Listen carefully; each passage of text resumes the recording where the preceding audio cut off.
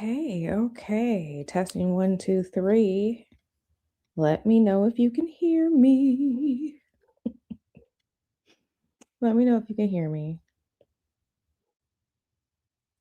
Happy Gregorian calendar New Year. Okay. Put a one in the chat if you can hear me. It's currently 4:38 p.m. Put a one in the chat if you can hear me. Oh man. Now I know y'all not talking crap. I know ain't nobody talking crap. Okay, let me look in here real quick. Mm. Sweet Ace of Silhouette. Hello, my darling. She said manifesting. Our good sis D Dub, manifesting, manifesting, manifesting. Uh-huh. Empress Kia and my internet niece KK. Hey. Natasha. She says Happy New Year, everyone. Empress is out here relaxing, reflecting, renewing. Sleepy B. Uh-huh. She says she manifesting. Okay. See, now I don't know what Empress don't think because it's the new year. Don't think because it's 2026. I ain't got nothing to say about how y'all laughing at me. Okay. I don't want none of that. Shut that up right now. You too, D Dub. Shut that up right now, girl. Both of y'all. Y'all go stand at the wall right now.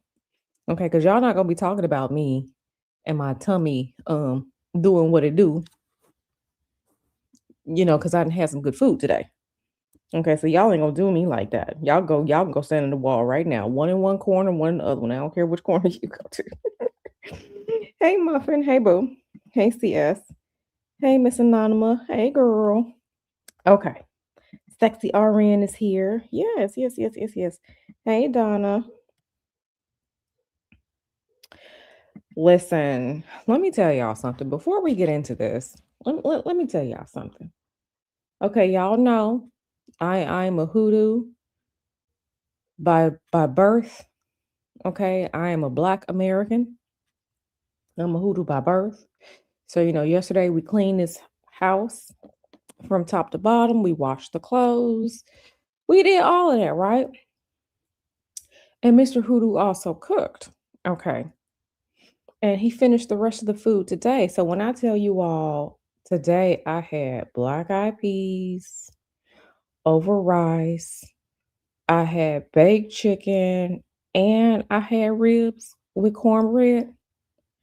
Baby, I am here for the if I want everybody in here's bank account to be as stuffed as I was when I ate that food a couple hours ago. Okay. I want everybody's bank account to be as stuffed full of money as I was a couple hours ago. Okay. Because baby, Mr. Hoodoo threw down like always. And I had two pieces of cornbread. I said, oh my goodness. I said, oh my goodness. I ain't eating not another damn thing today. Okay. Because I had two pieces of the cornbread. And whatever he didn't do the regular cornbread recipe. Okay. He did all types of stuff. He added sour cream and condensed milk and extra butter and eggs and all like he did all of that. Whatever he did to that cornbread, everybody cornbread should taste like that. It was so that cornbread was falling off the bone. The cornbread was falling off the bone. hmm And it was so sweet and buttery and creamy. The cornbread was falling off the bone. I was like your homie out here. Y'all know the black guy who be eating the food and throwing his glasses down. Man, I didn't have my glasses on my face, but if I had my glasses on my face, I would threw my glasses on the damn dining room table because the cornbread was falling off the bone. The ribs were immaculate. The baked chicken was immaculate. Everything was so good. So Mr. Hoodoo is currently upstairs in a sleep coma himself. Okay, he's in a sleep coma himself. I'm downstairs here with y'all, but the cornbread was falling off the bone. So I'm not eating anything else today. Okay, I'm good until tomorrow. Okay, I'm good until tomorrow because what we said we're not gonna do, we're not gonna go into 2026. Okay, like that meme of the black lady going up the stairs, we're gonna do better. So I did do my workout earlier today. Okay, so I did burn about 500 calories doing my workout earlier today, but baby, the cornbread and everything else was falling off the bone. So my stomach was doing what stomachs do when they are happy and full of food. I just want everyone to have a great 2026, as lovely as mine started off today. Okay, baby. Okay, cause mm, delicioso. Okay, muy sabrosa, delicioso. Okay. And Donna said, yeah, came in and Q already tell us, that's right, y'all gonna hush. Hey, Marie Abner. Hey, girl. How you doing? Yeah, yeah. So, when I tell y'all, I'm gonna put some pictures up. I'm gonna put the pictures up on my YouTube wall. But baby, immaculate. Everything was immaculate. Everything was immaculate. I ate about 2 hours ago. It was about 2 o'clock, 2:30 when I ate. Baby, I ain't eat nothing else today. I ain't eat nothing else today. That was all my calories and then some today. So I want to wish everyone a very happy, blessed, safe, prosperous calendar year 2026, baby. hmm It was so good. It was so good. Yes, the cornbread had tenderism. Some of y'all, when you get the greens, okay, some of y'all be putting that pot liquor on the cornbread because the cornbread be dry as hell and stiff. This cornbread was not dry. This cornbread was not stiff. Okay, the cornbread was falling off the bone. Okay, cornbread was super moist and falling off the bone. That's why they be putting that pot liquor on that cornbread because that cornbread be dry as hell. This cornbread was not dry. It wasn't dry at all. Wasn't dry at all. You said tell him to slide that recipe. I need to see something. Listen, I don't know what he did. He did something. You know what it was like? It was like, and y'all seen The Help. Y'all remember the movie The Help with Viola Davis? Okay. And Two Slice Hilly was eating another slice of that chocolate cake. And she was just like, oh my God, it's so good. What did you do? When I tell you that cornbread was so good today, and I'm not a cornbread eater because cornbread is normally yuck and dry. But baby, whatever he did to the cornbread, he told me he didn't put the sour cream and the condensed milk and he did all that. Evaporated milk and he did all that. He sprinkled some magic in there. I don't know what he did, but it was so freaking delicious.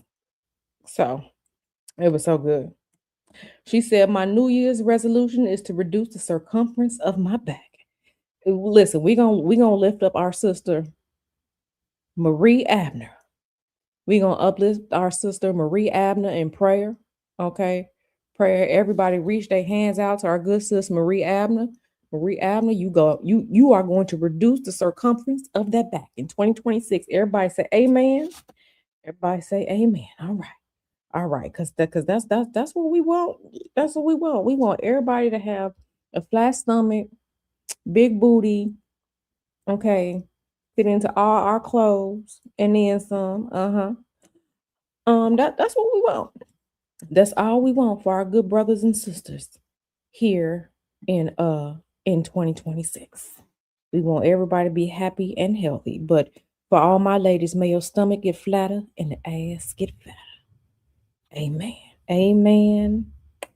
A freaking man. Amen. We now little church up in here. Little church up in here. Little church up in here. Amen. Amen. Amen. Amen. All right, y'all. So I ain't playing with y'all. I ain't playing with y'all, but we're gonna get into it. So this is really gonna be a stream for everyone to kind of sit and just kind of think about things because there's always something going on astrologically, but um we are astrologically going to be going into a new era in some respects because the outer planets they are changing, and we've been seeing a lot of this change with the outer planets. We've been seeing that happening over the past couple years, right? But this year we're going to get a really good solidified step into these outer planet changes of 2026. So she asks, are we in a new era? Listen, I don't know. I cannot tell you definitively what is going to happen around the world or in the United States, but we can look at the astrological aspects and we can take some educated guesses, right? We can take some educated guesses as it pertains to that. So yeah.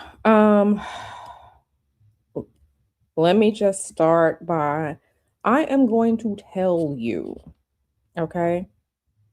I'm going to tell you there are not a lot of visuals on this stream. It's not. But I'm going to tell you a lot of what's going to go on. These are the major astrological events of 2026. Okay. We have outer planet Neptune is leaving the sign of Pisces and will be entering Aries. Okay. It's going to stay, Neptune is going to stay in Aries for the next 13 years. Okay. For the next 13 years. So this is wherever you have Aries in your natal chart, that is where Neptune is going to be sitting for the next 13 years. Okay. We will not be seeing this energy on this planet again into the year 2188. Okay. So this is new era energy. Saturn is going to also exit Pisces and enter Aries in February of this year. So we have two outer planets leaving Pisces, entering Aries. Okay. That comes with its own set of ups and downs. Then we have eclipse season. We have two eclipse seasons occurring this year. The first eclipse of the year is going to occur in February. So the beginning of this year, January going into February, is going to be the energies are going to be there. We're going to have one eclipse. We're going to have an Aquarius in February. The other eclipse is going to be in Virgo in March. So eclipse season is kicking off early this year. Okay. Eclipse season is kicking off early this year. We are going to have a Saturn-Neptune conjunction in February this year. This is a huge deal. This is a big deal. So much of what we have been seeing as far as technology and the AI and what Nesto said there's a whole lot of AI going on out there. Nesto wasn't wrong. Nesto was not wrong when he said there's a whole lot of AI going on out here. So that is going to be the height of what is real, what is not real, what are things in reality that are physical, tangible, that we can touch. Are there any boundaries that are going to be erased and broken down? This is huge. This is huge. Some astrologers say that the Saturn-Neptune conjunction in February that's going to occur in Aries. Some astrologers say that this is the most important aspect of the year. I think for me, as far as 2026, I want to see what's going to be happening when it comes to the United States and the 250th anniversary of the United States that's occurring in July, because we're going to have some active energy there in July. Okay. But the Saturn Neptune conjunction in February, it's going to be a big deal. Okay. We got Mercury retrograde. We're going to have three sessions of Mercury retrograding this year. The first part, the first Mercury retrograde is going to occur in February this year. So February is already jam-packed. Okay, February is already jam-packed with a lot of shit going on. I think February is going to be very moving and shaking. I think February is going to have a lot of energy moving and shaking. Okay. So then we have, after that, just generally, we have Uranus is going to be leaving Taurus and entering Gemini in April. This is a huge deal as well. Uranus stays in a sign for 7 years, about 7 years, give or take. So wherever you have Taurus in your chart, Uranus will be leaving that and entering into Gemini. The thing about that is, this is when we're talking about potentially the United States in war. This is when we're talking about the potential for United States being in war, because we have some astrological factors that will be coming into play. Uranus and Gemini is one of them. Okay, that's part of the 1776 Declaration of Independence chart. We will also have Mars and Uranus conjunct. We all know Mars is a malefic. That's going to be sitting in the July 4th July chart. And we're also going to have both Saturn and Neptune are going to be in Aries, and they were also in the United States chart when the I think it was the Civil War was going on. So we have three aspects of the United States chart that will be occurring this year with all these other energetic changes coming up. I'm not saying that we're going to be at war. Whatever war is, war may look different, but I'm just saying. And we're going to have a lot of that Mars Uranus conjunction energy that's going to be occurring for the next 2 to 3 years, between 2 and 4 years. Okay, and then we get the full Uranus and Gemini exact return to the United States chart next year in 2027. Okay. So the energy is ramping. The energy is ramping up. But yes, Uranus is going to leave Taurus and enter the Gemini house of your chart. That's going to be in April. Now, let me also say, so this is Uranus leaving Taurus, going into Gemini. We have Saturn leaving Pisces, going into Aries. We have Neptune leaving Pisces, going into Aries. We also have big transition from Jupiter, the big benefic, okay, one of the quote unquote happier energetic planets that we see, Jupiter, okay? Jupiter is going to be leaving the sign of its exaltation, which is Cancer, and entering into Leo in June of this year. So for the past year, Jupiter has been exalted in the sign of Cancer. The United States has a lot of Cancer energy in the United States chart. This is why over the past, we saw earlier this year when Mars was in Cancer, Mars was retrograde in Cancer earlier this year. We saw a lot of the fighting about immigrants and who's going to be deported and ICE and all like that. This is where that energy is coming from. But we have this Jupiter is leaving the feminine sign of Cancer and moving into Leo, where it's going to sit in Leo for the next year, give or take. Year, 12 months, 14 months. It just really depends. Okay. So this is that energy. We're going to have 2 more Mercury retrograde events. We all know we love a good Mercury retrograde. Mercury retrograde part 2 is going to happen in July. Okay. So Mercury is going to station retrograde in Cancer. Okay. And then in October, November, we're going to have Mercury retrograde part 3. And Mercury is going to retrograde in Scorpio in October towards the end of this year. Okay.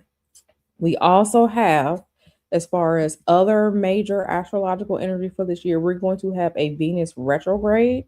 And this year it's going to be it's going to be a little hectic. I'm not going to lie to you.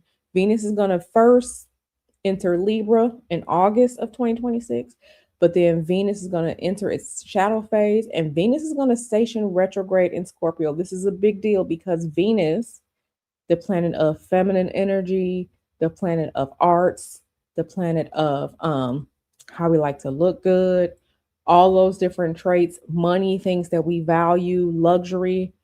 Venus is going to retrograde in Scorpio. Scorpio is ruled by Mars. Venus don't like interacting with that harsher energy like that.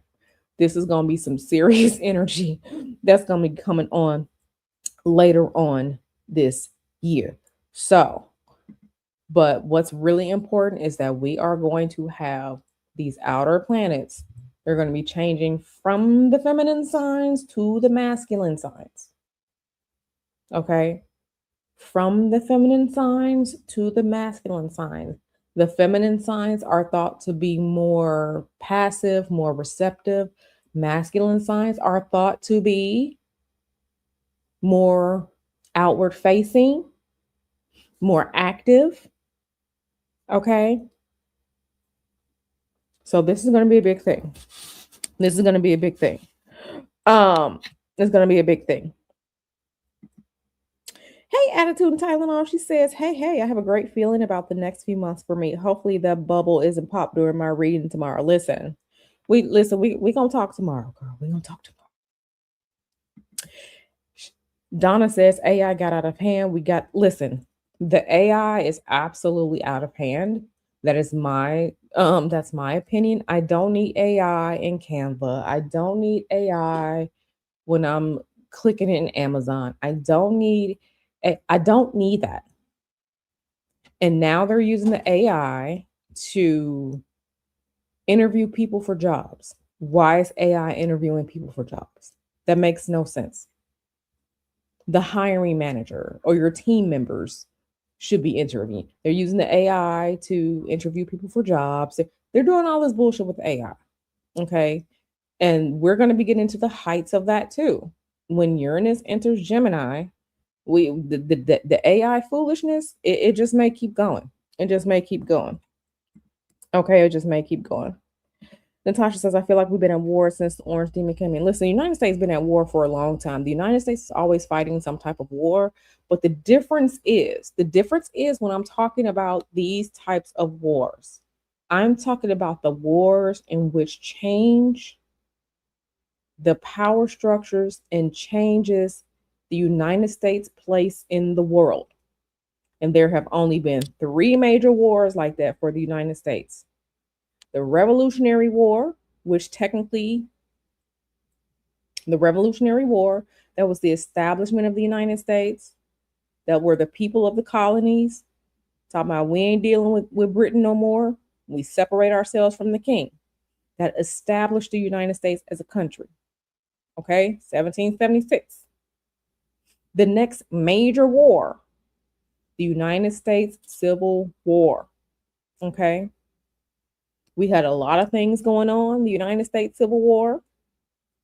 Okay, technology had advanced, but this was what's going on in the country. This was a major war, major war. Then we had World War II. World War II, we came in, okay, and I want you all to think about technology and how technology is used here at home, in the workplace, and even with war, okay? World War II, the United States did what? Dropped atomic bombs on another country. This was the first time in the world this had been done. The United States said, all right, Japan, y'all gonna get y'all shit together or else we gonna drop this bomb. Japan said, no, United States dropped that bomb. And then just to show you we not fucking around, we gonna drop another bomb on your ass. So you don't know how many we got. Cut that shit out, Japan. And World War II ended. And that solidified the United States as quote unquote the leader of the planet. Guess what? At every one of those turns, Uranus was in Gemini. Revolutionary War, Civil War, World War II. Guess what? Uranus is moving into Gemini this year. So we have to look at all of this. Okay, so the only wars that really matter when I'm talking about as it pertains to Uranus and Gemini are the wars that changes the United States drastically. Okay, so we have to see. I'm not saying we are going to war. I'm not saying it's going to be World War III. I'm just saying we have to wait and see what happens. Okay. Now you be the one talking about manifesting. Yes. Donna says, my Jupiter is in Leo. Well, wherever you have Jupiter in Leo, Donna, that is going to be activated in your chart beginning in June. Okay. You said your Venus is in Scorpio. Donna ass about to get lit up. So you're going to have a Venus return and you're going to have a Jupiter return, Donna. Okay. You're gonna have this return. Thank you so much, Sleepy Bee. She says, thank you with purple hearts. Thank you so much, girl. Add to Donna. I said, Lord, let me make sure I'm up on my magic this year. Listen, we all gonna do what we gonna do. We all gonna do what we gonna do. If you as a person want to understand how any of these major transits of the year can potentially affect you, you need to set up a natal chart reading with me, and I can show you where these things will happen for you, how it could potentially play out depending on what planets you have there, which houses it is, right? Because it's going to be different for everyone. But these things, and especially with these eclipses, the lunar nodes are changing this year in 2026 as well. The lunar nodes are changing from being in Virgo and Pisces, two feminine signs, one earth, one water, to fire and air, Aquarius and Leo. So even the nodes, the lunar nodes, are changing signs this year. It's going to be a very interesting year, astrologically speaking. Okay. It's going to be an interesting year astrologically speaking. So just have to, we just have to see. So let me bring in the first chart so we can kind of talk about it. Just the major stuff that's happening this year. There are still going to be things that are going to happen from month to month, right? Because the moon is always going to change sign. We're always going to have our new moons and our full moons. The first full moon of 2026 is tomorrow. We're going to have a full moon in Cancer tomorrow. Okay? Not tomorrow. On the 3rd. January 3rd, 2026 is the first full moon. Okay, it's going to be in Cancer. So we're starting off the year. Everybody hold on to your hats. You could have a good year. You may have a bad year. There may be parts of the year that are better for you than other parts of the year. It's really going to depend on your chart. I'm just talking generally about the major aspects this year that we as astrologers that we are looking at and paying attention to. Okay. All right. Okay. So, all right, let me pull up the first chart. And I don't need StreamYard to give me no shit. But let me pull up the first damn chart because we got to look at all of this. We have to look at this. Okay. So our first event of the year is going to be Neptune exits Pisces and enters Aries. So let me pull up that chart. Okay. All right, ladies and gentlemen. So this is the chart. As of right now, and let me do this. Let me do the chart for now. Okay, so right now we can see this is January 1st, 2026. There are things happening. So you can see the placements of what is happening, right? So right now, like I said, these nodes, the lunar nodes are going to be changing. Okay. The lunar nodes move backwards through time. Okay. So all the planets move this way, but the nodes are going to change. So the nodes, instead of the north node being in Pisces and the south node being in Virgo, the north node will be in Aquarius and the south node will be in Leo. So this is going to be a major change this year. But right now we can see this is where the north and south nodes are. Pluto is in Aquarius. Pluto is going to stay in Aquarius for years. Pluto will not be leaving Aquarius until like 2033. So wherever Aquarius is in your chart, Pluto is going to be there until about 2033. Okay. This is why Pluto is a generational planet. Pluto is going to be sitting there for a good minute. But we can see. Let me make sure you all can see. Okay. So we can see Saturn is in Pisces, Neptune is in Pisces. Currently, Neptune is at 29 degrees of Pisces. So this is that critical degree. Okay. The critical degree. Neptune, Neptune, and Saturn, okay, they are in a loose conjunction right now. This has been a lot of and this has been building really since Saturn entered Pisces in 2023. Y'all remember when Saturn entered Pisces in 2023? You had the little Titan sub that went down there, and it went bye-bye and went smash. It imploded. The Titan submarine, Ocean Gate, that imploded. Y'all remember that happening in 2023? Okay, well, Saturn has been in Pisces since 2023. Okay, and yes, AI has been a thing, but we really started seeing a lot of the build up and the what's real and what's not real in 2023. Is Miss Anonymous still here? Okay. Donna said Pluto is sitting where? Let me show you where Pluto is. Pluto, this is Pluto. Pluto is right here. This is the symbol for Pluto. Pluto is in Aquarius.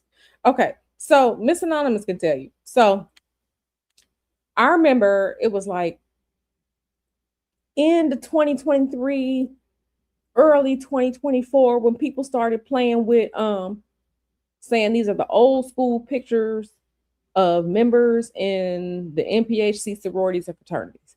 So they would show up on Facebook. So y'all know I'm an AKA. So, they would show these old time pictures of like black women in like pink and green clothes and stuff.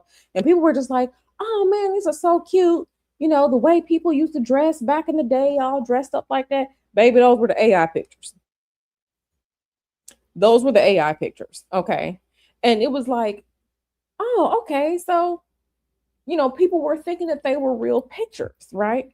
And then we all started noticing like the AI really can't do like the hands. The AI cannot do hands for AI is gonna fry itself because AI cannot do human hands. They just can't. But she can tell you that it was like end of 2023, early 2024. It was just like all these weird, like old school pictures, like pretending that these were real people in the sororities and fraternities. These were not old school pictures. They were not old time pictures. Okay. So that was on Facebook. So now that we're officially in the first day of 2026, now it's like there are groups popping up there's a group on Reddit, and the name of the group is this AI, where people are submitting pictures because they don't know what's real and what's not real anymore. Okay. So not knowing what's real, not knowing what's not real, this is at the height of this because Neptune is our planet of ideals, illusions, delulu, and in Pisces, but Saturn is our structural planet of boundaries, things that are tangible, foundations. Saturn and Neptune, they are going to be conjunct this year. And as they get closer and closer in this conjunction, we are seeing more and more of what the hell is that? Is this real? This is why we have been seeing so much more of this AI push, this bullshit push of AI on us. Okay, infiltrating so much of our lives. Okay, making little pictures. We've been seeing the cases where people have been using AI to make corn videos of people. We see the weird videos that they make pretending that it's Donald Trump and Vladimir Putin and like the AI. Okay, there was even a report, and I haven't verified it, but there was even a report that one of the White House live streams of Donald Trump last year was an AI video. We are at the point we don't know what's real, what's not real, and there are so many boundaries and structures and things that are firm and tangible being erased all around us. This is because of this Saturn and Neptune, they are in a loose conjunction. Okay, you can see the midheaven is right there. The Saturn is at 26 degrees, Neptune is at 29 degrees. Okay, this shit is completely, we are all not losing our minds, but the AI shit is wild. The AI shit is wild. Okay, the wild. None of us are safe from Pluto, baby. Everybody has an Aquarius section of their chart. Pluto is going to be sitting there until 2033. Everyone has an Aquarius section of their chart. Okay. How it impacts you is going to be different. But, and Pluto is just now in the early degrees. Pluto is just now in the early degrees of Aquarius. Aquarius is that weirdness. Aquarius is that technology. Pluto is that change of dynamics and power and transformation. Okay, Aquarius, this is some of that technology. We are going to see changes to technology. Okay, we are going to see the changes in technology. We are going to see so much more of this push. We're going to see transformation as it pertains to power structures. We're going to see transformation as it pertains to people's ideas of freedom, what freedom means to different people. We are in, especially with Pluto, and Pluto is going to be here in Aquarius until 2023. We have to see what is going to be on the other end of it. Some people will be happy, some people may not be happy. Okay. Okay. All right. Lilith. Hey girl, how are you? Yeah, Donna says AI isn't spirituality anymore. Nothing feels sacred. And that's another thing too. The fact that some people are out here getting like AI tarot readings and they want um the AI to read their chart. The AI is terribly, terribly, barely copying, barely knows what it's doing.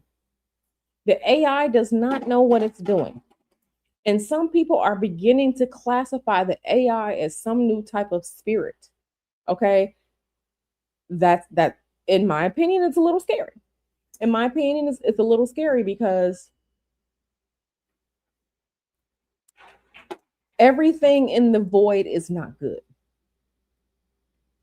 We've been seeing more and more with the AI, what's real and what's not real. We've been seeing people, the way that the AI has been telling people to unalive themselves. We've been seeing the people talking about they're gonna get the AI, the incels talking about they want the AI robot girlfriend. We all these things, the changes to reality, what reality is, what exists in reality. This is because of, I'm gonna say it again, this is because of Saturn in Pisces, Neptune in Pisces. But these two, they are going to change signs this year. They are going into Aries. But all of this craziness, I remember there was a video over the summer. I saw the video too. Who saw the video over the summer of the bunnies, the rabbits on the trampoline? Put a one in the chat if you saw the video of the bunnies on the trampoline. I think it was like somewhere between July and September. Who saw that video? I saw the video. And I was like, oh, that's so cute. I mean, people, people put stuff on the internet for, views, especially because, you can be monetized or whatever. But that was an AI video. It's to the point now where there are so many of us are questioning what is real, what's not real when it comes to social media, when it comes to these videos, because they're pushing it. Okay. There's someone that I listen to on Twitter. Okay. Someone that I listen to on Twitter because I like being in the trenches. I like seeing what the conservatives and the weirdos are talking about. And this person uses the grok from Twitter to find all types of information and check things in real time. Okay. This is where we are as a society. The fact that people, is getting bad because the students in school, the students in high school, the students in college, the people who are going to be our doctors and stuff later on, They don't know how to research anything on the internet. They just go straight to the AI and type in some stuff and believe whatever it is that comes out of it. But they're not what the AI companies are not telling you. A lot of the AI is hallucinating. A lot of the AI is lying to you. The AI is hallucinating. The AI is lying to you. I see it and hear it in real time. It's to the point now where people are just like, well, asking that they're doing everything with ChatGPT. And the fact of the matter is that the high usage of the AI like that, it is reducing your ability to use your brain. I'm going to say it again. It is reducing your ability to use your brain and think critically. There are actual psychological studies being done on this right now about how the use of AI is literally emptying your brain out. Okay, I see some ones in the chat. Sleepy Bee, Attitude, and Tylenol, and I'm okay. So y'all saw the bunnies on the trampoline. That was AI. So this whole I don't know what's real, what's not real. I'm just gonna call it Nesto say it's a whole lot of AI going on. And you also have to remember this is dangerous with the AI. They are, it is my belief.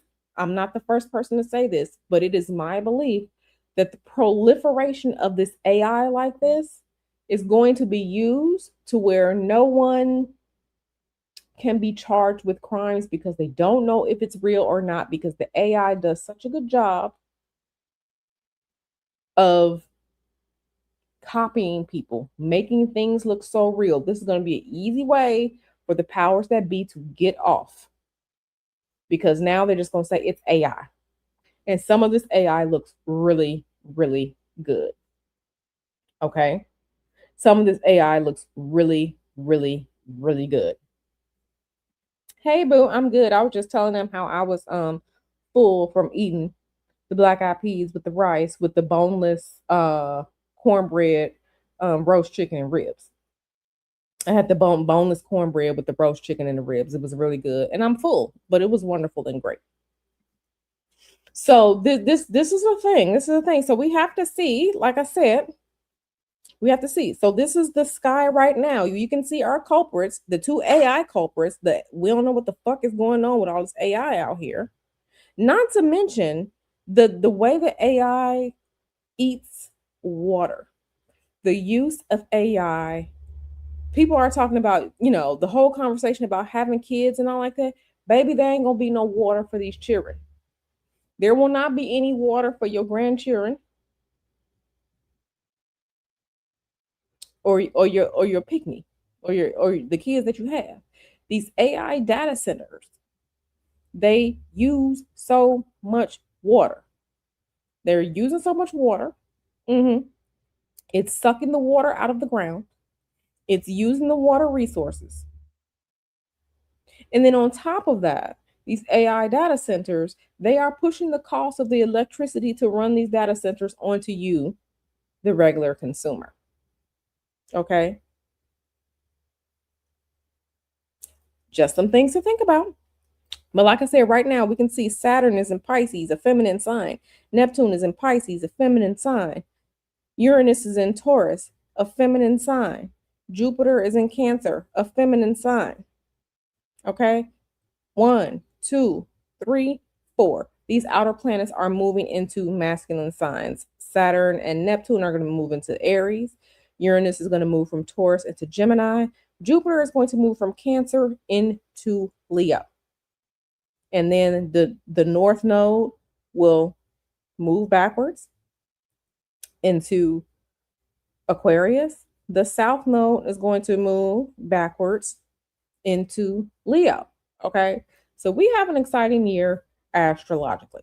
Astrologically speaking, we have an interesting year coming up. Empress Kia says it is concerning. It is concerning. It is absolutely concerning. Happy New Year. Hey, Real Brown Family Chronicles. Lilith says, and the GPU graphics cards have gotten so high, I can't even upgrade my rig. I'm going store-bought custom build next computer. Yeah. Yeah, there's so much. There is so much. And yes, yes, there are studies on how our cognitive abilities are going down due to AI. If you're using the AI to think for you, you have to use the AI. Well, I'm not going to say you have to use the AI. I don't use AI. I don't use it. I did sign up for a ChatGPT account in like 2022, but I don't use the most I use AI is if I have Siri to like set an alarm on my phone because like my hands are dirty or something. But as far as me like, yeah, I'm gonna use, I don't use AI. I don't play around with it because the way that it's moving, this is completely different from, this is completely different. And the companies are telling you that they are developing AI to, I mean, think about this. That was the country Albania has an AI prime minister. I will say it again. The country Albania has an AI prime minister. What are we doing as people? What are we doing? I think Taz covered that video when he was talking about the AI. I think it was a couple months ago, back in no, it was either like October or November when Taz covered it. And I added my contribution about the AI prime minister. What are we doing? What are we doing? Oh, you don't believe me, Lilith? Let's go find out. Let's go find out. I'm gonna type it up. I'm gonna type it up. Let me not share this screen. Let me not share this screen. We're gonna share screen. Okay, let me remove this. Stop screen. Let's go and look. Um, window. Nope, not this. Chrome tab. We're gonna go here. Okay, let's go here. Let's see. AI Prime Minister. Okay.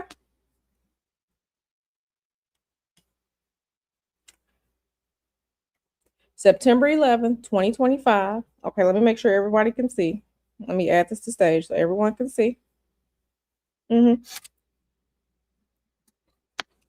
Albania appoints world's first AI made minister. September 11th, 2025. Her name is Diela, meaning sunshine in Albanian. She will be responsible for all public procurement, prime.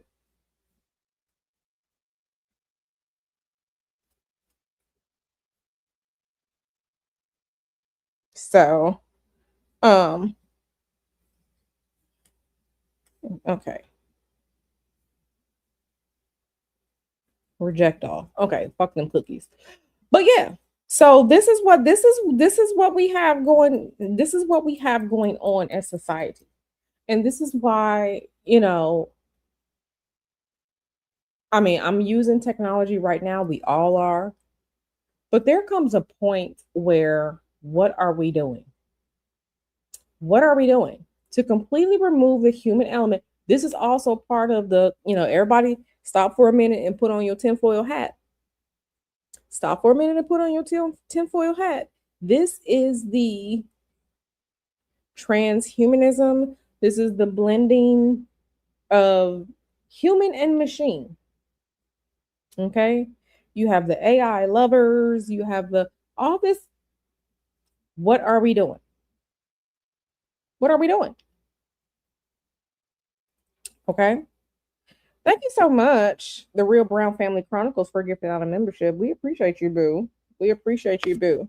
Yeah, I'm gonna start adding a lot of stuff to my membership because it's a lot of stuff that I see that isn't necessarily quote unquote could be content for the channel, but it's a lot of stuff that I see out here that has me concerned. So I'll be adding more stuff to my membership.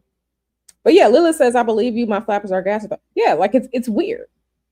It's weird, but yes, world's first AI made minister. So this is what we are doing as a society, as a people, and it's weird to me. And I'm one of the weirdest people out here. Okay, I have a lovely, lovely Aquarius moon. Okay, husband calls me a weirdo, but this is what we are doing out here. This is exactly what we are doing out here. Yeah, the singularity. And I don't care what nobody else says. Before you remove your tinfoil hat, David Icke was right. David Icke was right about a lot of stuff. Okay. David Icke called Trump and Venezuela 6 years ago. David Icke called it. That's all I'm going to say. David Icke called a lot of stuff. People were telling him he was weird. He was not everything, but David Icke called a lot. He called a lot of it. Okay. It's a bunch of quote unquote conspiracy theorists that are up right now. David Icke called a lot of it. Okay. Okay. Vita one said as wow. Lilith says, why won't the aliens answer my text? Now you know this. Now you know Earth is the ghetto. You know Earth is the ghetto. You know Earth is, when you out there, you know what I'm saying, and people are looking weird, and you check just to make sure that your windows are locked. Earth is the ghetto, and we all know it. Okay, Earth is the ghetto, and we all know it. They ain't out here messing with us. They ain't out here messing with us. But yeah, so they ain't out here messing with us. Okay, so let me pull up the chart. So this is what the chart looks right now. Right now, we can all see the outer planets in the feminine signs. They're going to be moving into the masculine signs. So let's pull up the first chart. I need Neptune and Aries. Okay, so this is Neptune and Aries. Neptune exits Pisces and enter Aries. This is on January 26th, 2026. Okay, this is occurring. So this is going to be our first major transition. Why is this important? Not only is this important because Neptune won't come this way again until 2188. So this is some of the energies that we're seeing right now is some of the last time people of this civilization and even our children, okay, maybe some of your grandchildren, if you have children being born now, maybe they'll have some children that'll see 2188. But right now, every last one of us on this planet, this is the last time we're going to be seeing Neptune in Pisces and Neptune entering Aries. Okay. So this is going to be important because what did I tell you all? When we're talking about world point, the energy that is powerful and potent, the same energy that gives us change in seasons, it's the same astrologically. So spring in the northern hemisphere begins in Aries, right?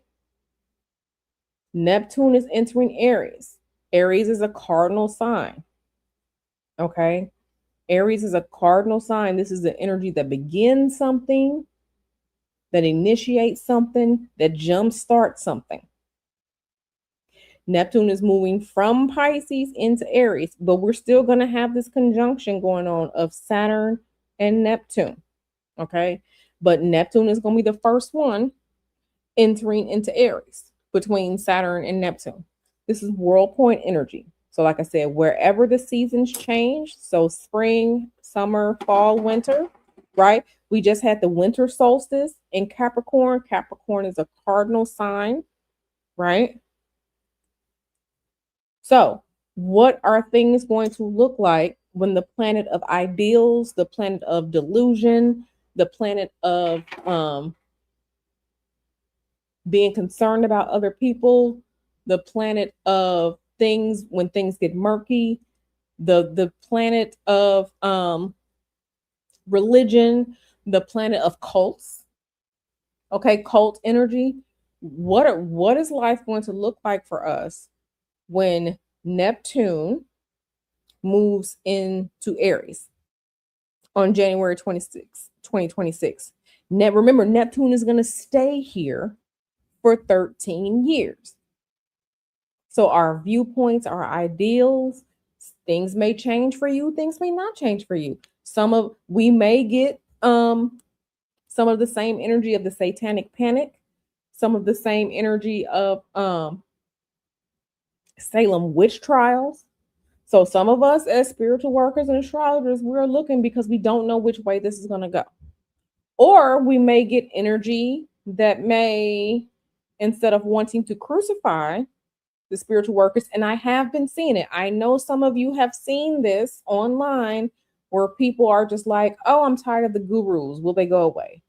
Oh, I'm tired of the influencers. Will they go away? I'm tired of people lying. Okay. A lot of this, a lot of what we have been seeing with the clash against, how can I say this? The clash against um transformer ideologies. We've been seeing their recent push against the transformer ideologies and transformer quote unquote lifestyles over the past year, year and a half. We've been seeing that push against it like, wait a minute, wait a minute, wait a minute, wait a minute, wait a minute.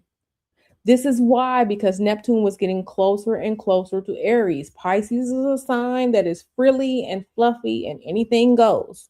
Okay, I know my people.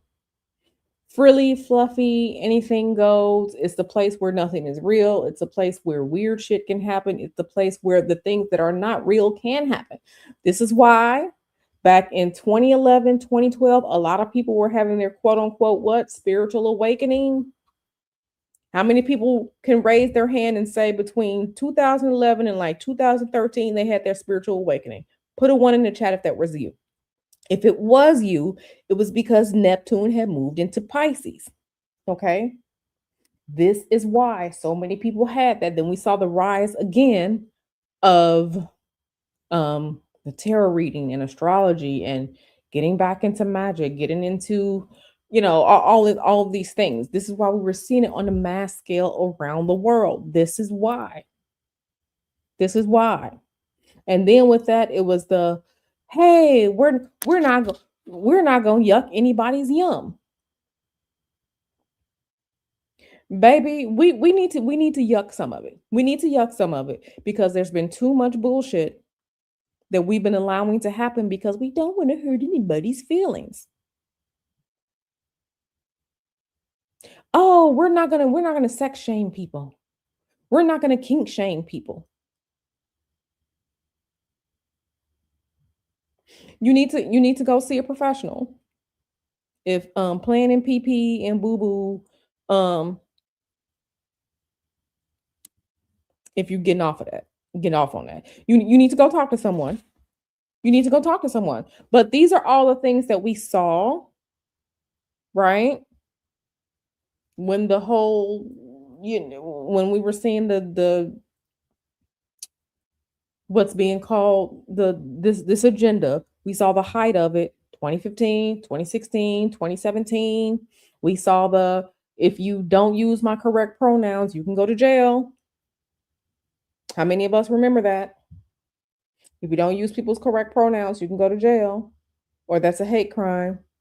This is the, we saw the height of all of this, Neptune and Pisces. Now Neptune is leaving Pisces and moving into Aries.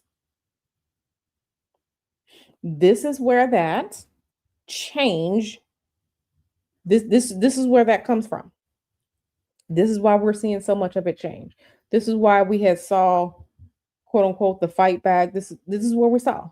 This is also where we saw part of the rise of identity politics, the different groups and this, that, and the other. And then we saw this change starting a year and a half, 2 years ago. There's no more woke, or woke means this and that and the third. This is why Neptune was getting closer and closer to Aries. Now Neptune will be fully, fully, fully into Aries on this date, January 26, 2026, and going to stay there for 13 years. Okay. This is what that is. This is the explanation of a lot of shit that's been going on over the past decade or a little more. Okay. Now let's look at Saturn moving into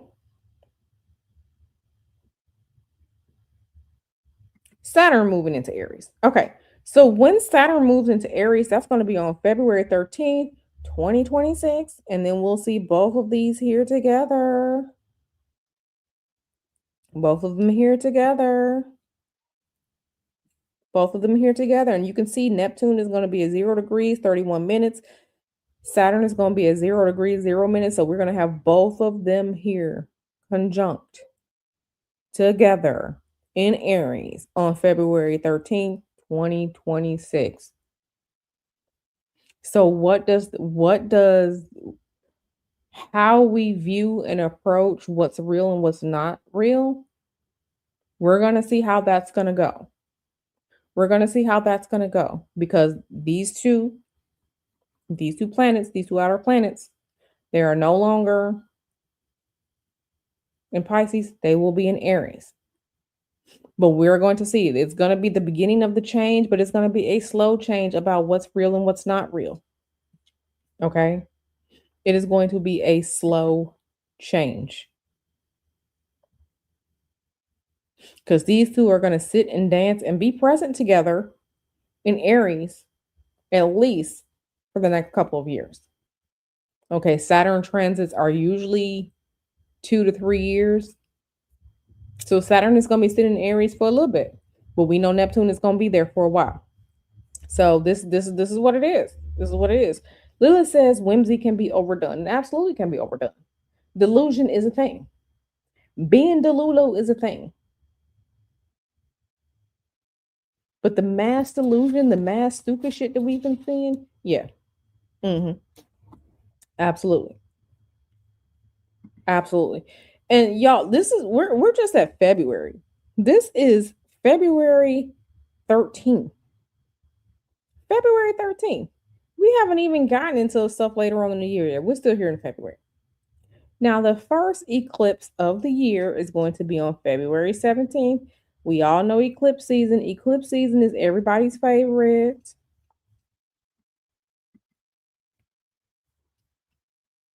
Eclipse season is everybody's favorite. Who's ready for eclipse season? Who's ready? Raise your hand. Raise your hand if you're ready for eclipse season. I don't know if I am or not. Now, this is our first eclipse. This is going to be a solar eclipse in Aquarius. Solar eclipse in Aquarius. I don't know what eclipse season is going to bring us. Eclipse season part 1 is going to bring us. This is going to be the first in the series of Aquarius Leo eclipses. This is going to be the first of that. So the nodes are starting to finish up their Virgo Pisces eclipses. But we're going to have our first of the Aquarius Leo eclipses on this date. So February is already just jam-packed. Natasha says, I feel like I'm just ready for 2027. Listen, none of us knows what's going to happen. None of us knows what is going to happen for us in the future. But listen, I'm doing this just major astrological overview so you can have some type of idea the energies that are going to be at play for the world this year. It doesn't mean you're going to have a bad year. I actually had a great year in 2025. 2025 was a great year for me. I did a lot of traveling. We made a lot of money. We saved a lot of money. We got to see friends and family. I ate good last year. I had a great 2025, even with everything going on. How things affect you is really just going to depend on your birth chart and what you have going on in your life. Okay, but I pray that all of y'all have a good 2026. Okay, I pray everyone does. Right. But yeah, so this eclipse, this is going to be the solar eclipse. Let me pull up the chart. Solar eclipse in Aquarius at 28 degrees of Aquarius. So this is potentially an eclipse that's going to pack a punch because this is close to the anaretic 29 degree, right? Degrees in astrology are 0 to 29, right? There are 30 degrees, it's 0 to 29. So this is real close to that anaretic energy. Okay, and then this is in Aquarius. I wonder how much Pluto is going to have an effect on this. So wherever you have Aquarius in your chart, that is going to be getting lit up and hit up February 17th during this eclipse. So we're gonna have to see what happens collectively and everything like that. Hold on one second, y'all. Hold on one second. One second.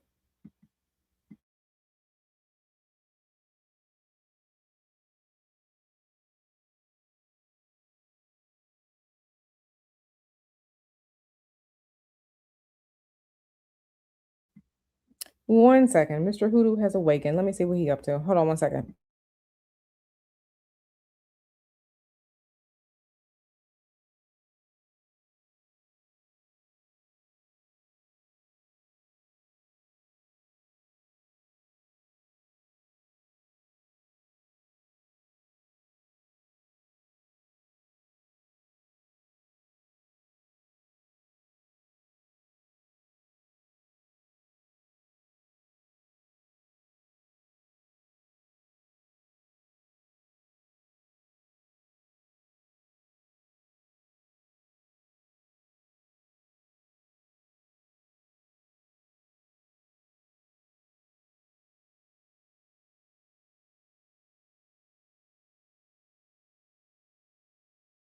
I am sorry about that, y'all. I'm back. I'm back. I'm back.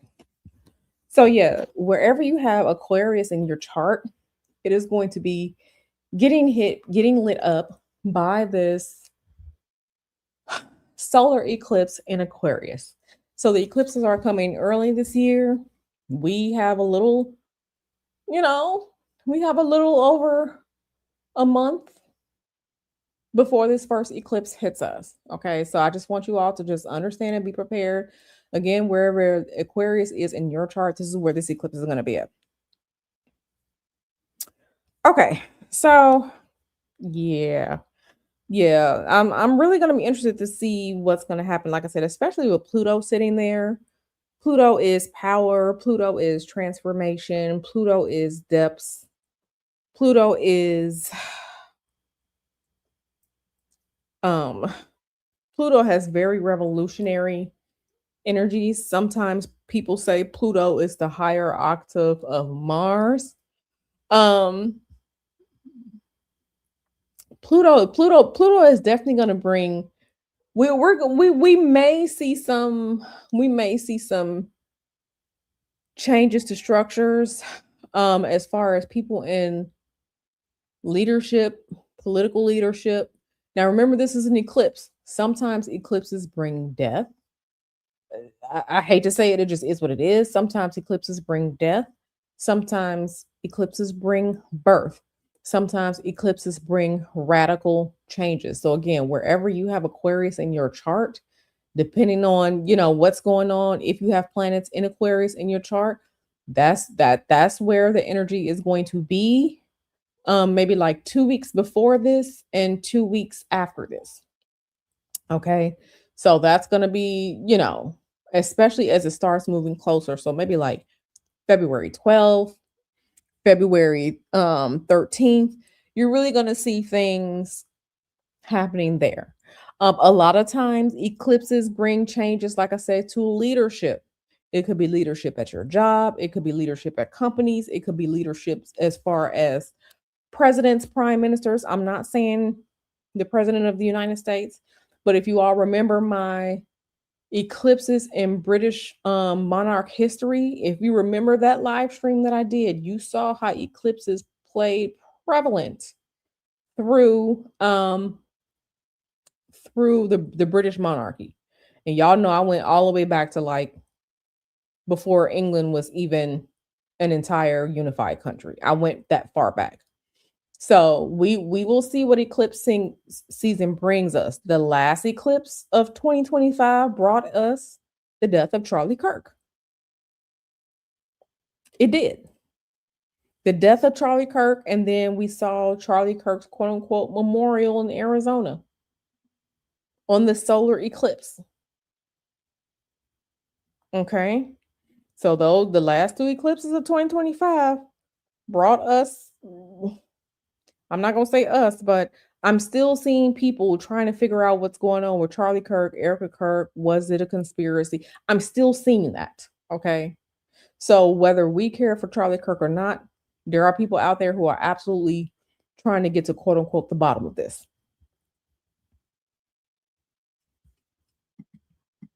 I mean, you will have to see because I have an Aquarius moon as well. My moon is in Aquarius.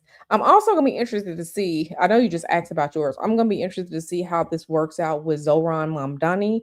Y'all know he is now the mayor of New York. He got sworn in at 12 o'clock midnight. That is how New York City does their mayoral swearing in. He had the private swearing in, and then there was the public reception of him being sworn in. So he has an Aquarius moon as well in the seventh house, just like I do. It's gonna be interesting to see. But does that mean anything? It depends on your chart. Depends on your chart. It just really depends on your chart. I mean, it depends on what you have going on. It really depends on what you have going on in your life. So whatever house Aquarius is in your chart, that's where you have the possible activation of something going on there. Hey, manifesting, manifesting. So this is going to be very, very interesting. I do want to kind of look at this real quick. Let me look at this and let me throw in the US chart and see if I want to throw in the US chart just because um I want to see potentially where this what this may, you know, 2026, 2026, 2026. Not Aries ingress. Let me do it like this.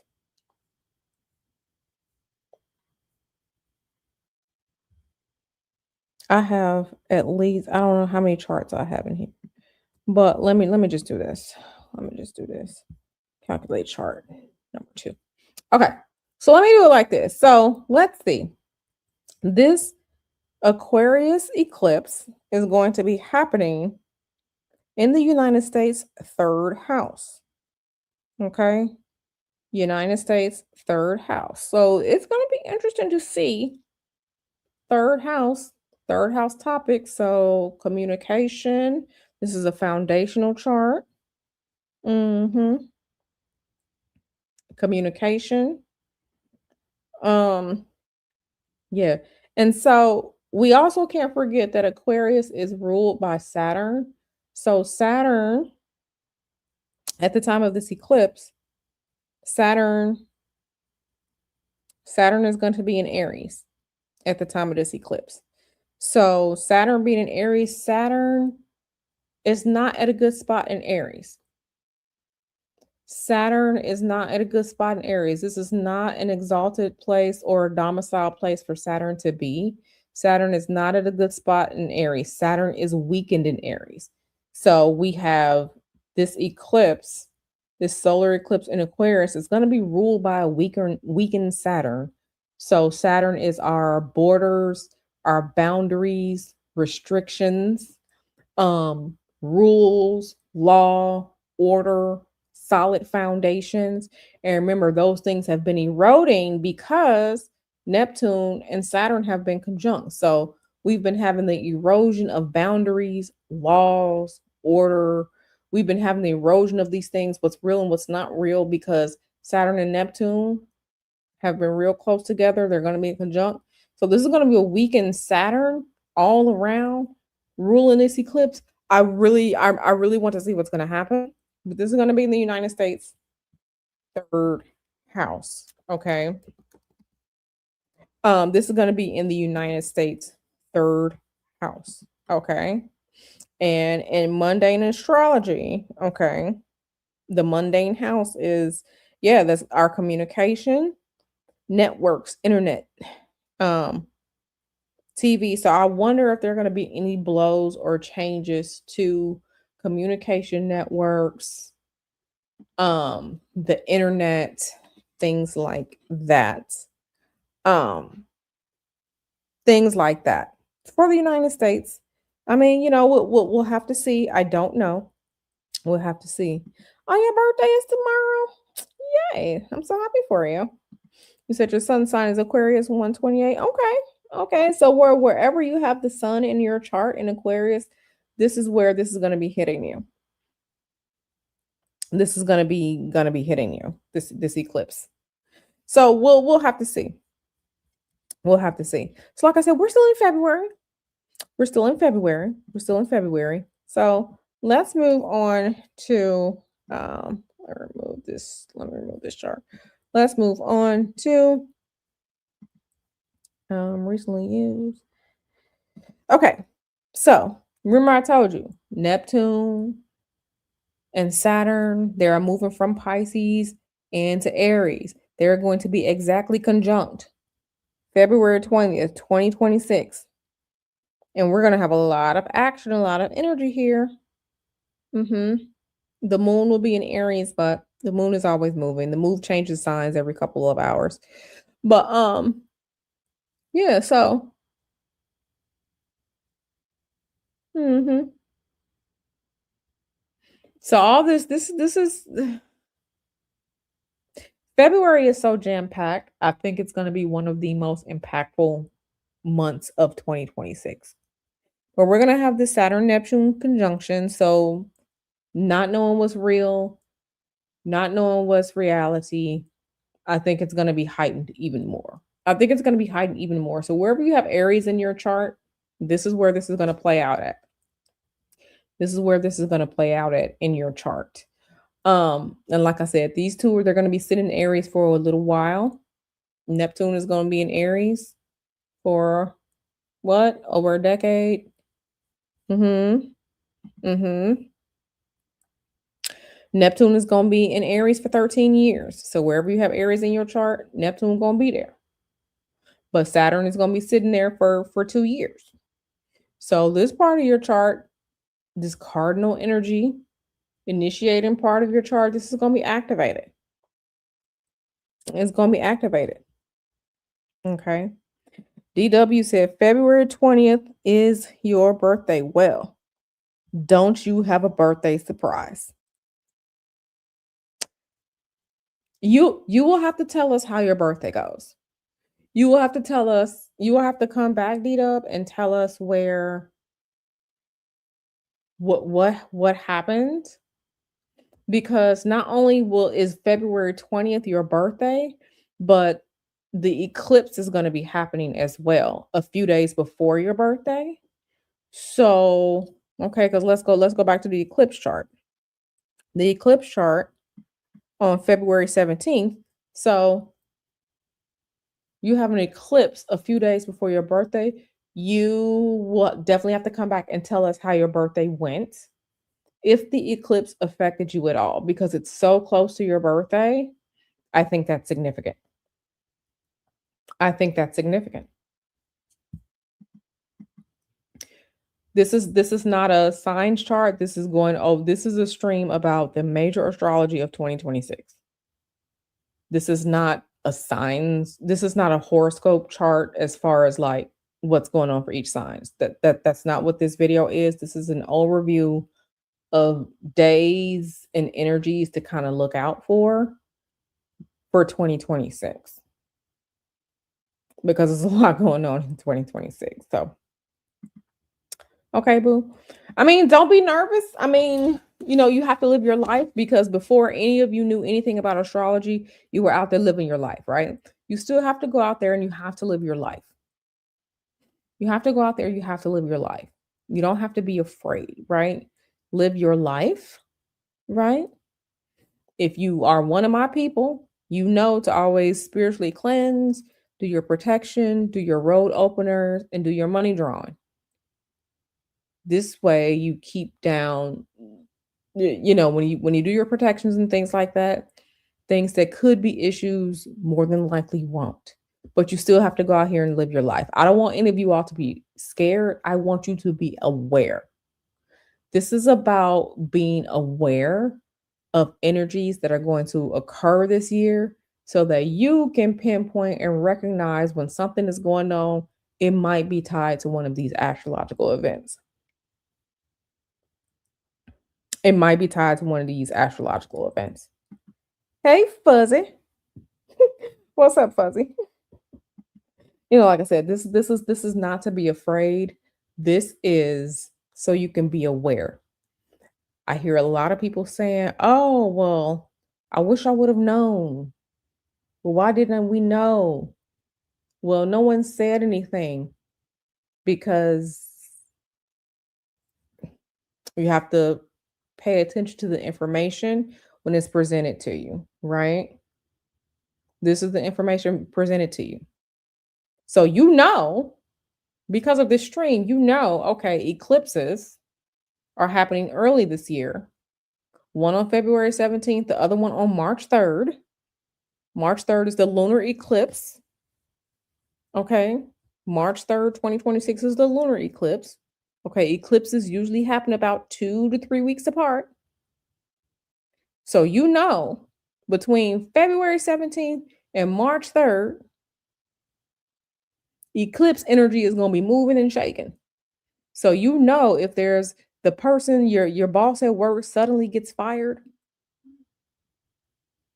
it could be the eclipse.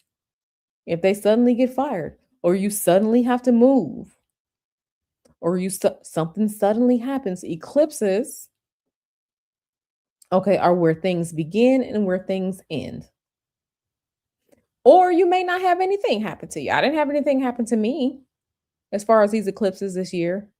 Well, except for last year. My dog did die. My dog did die. It's not funny, but yeah, so our dog died during an eclipse earlier in 2025. So something did happen to us. Our dog died. Some people it's death in the family. Some people it's losing a job, gaining a job, having to move. Um Usually big things, or we see a lot of things happening on the political stage. Okay? Charlie Kirk, I showed y'all, go back to that video. Charlie Kirk being unalived, it absolutely was in his chart. It was hitting. I showed you all where it was happening in his chart and the planets at play. Okay, why it was violent like that.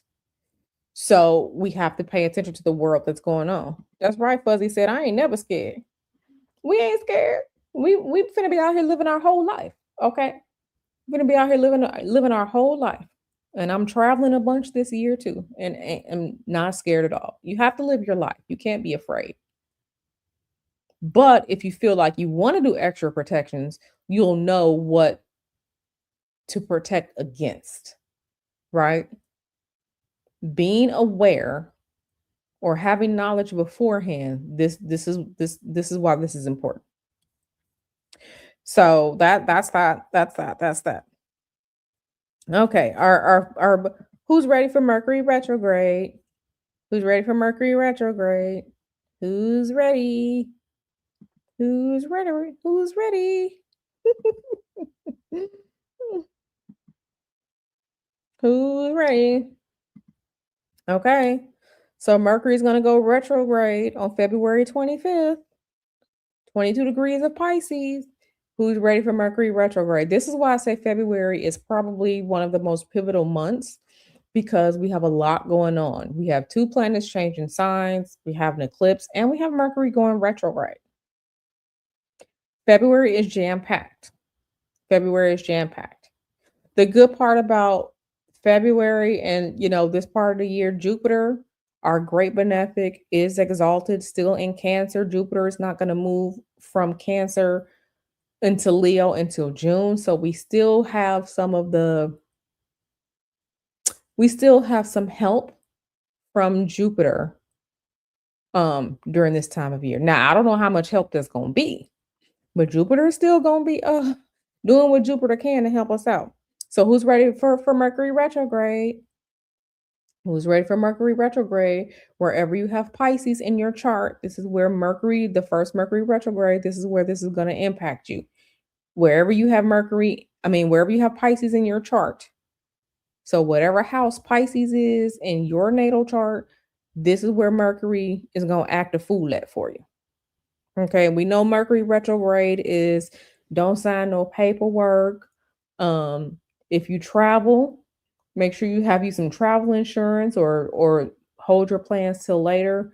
There's a potential for communication issues, internet failures, websites offline, the technology may not work, car accidents are a big thing with Mercury retrograde.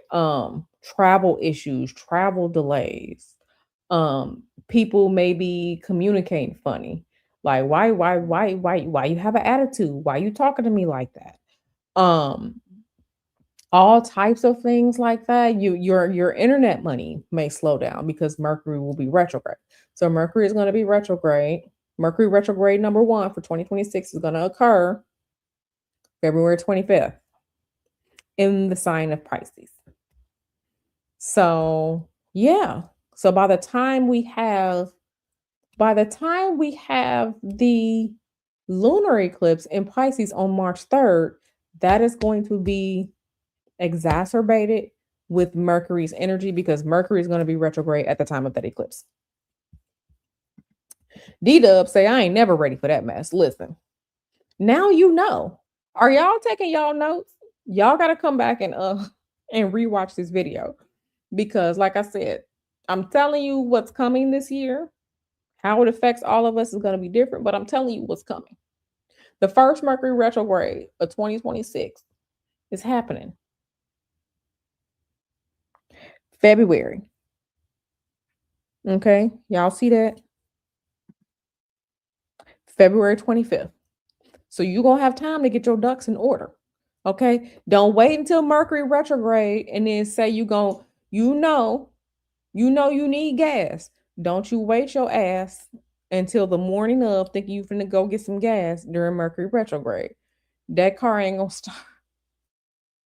That car ain't gonna start, or the line at the gas station gonna be long, and you gonna be late at work, and your boss gonna be looking at you like, "Why you late?" Go on and get your gas.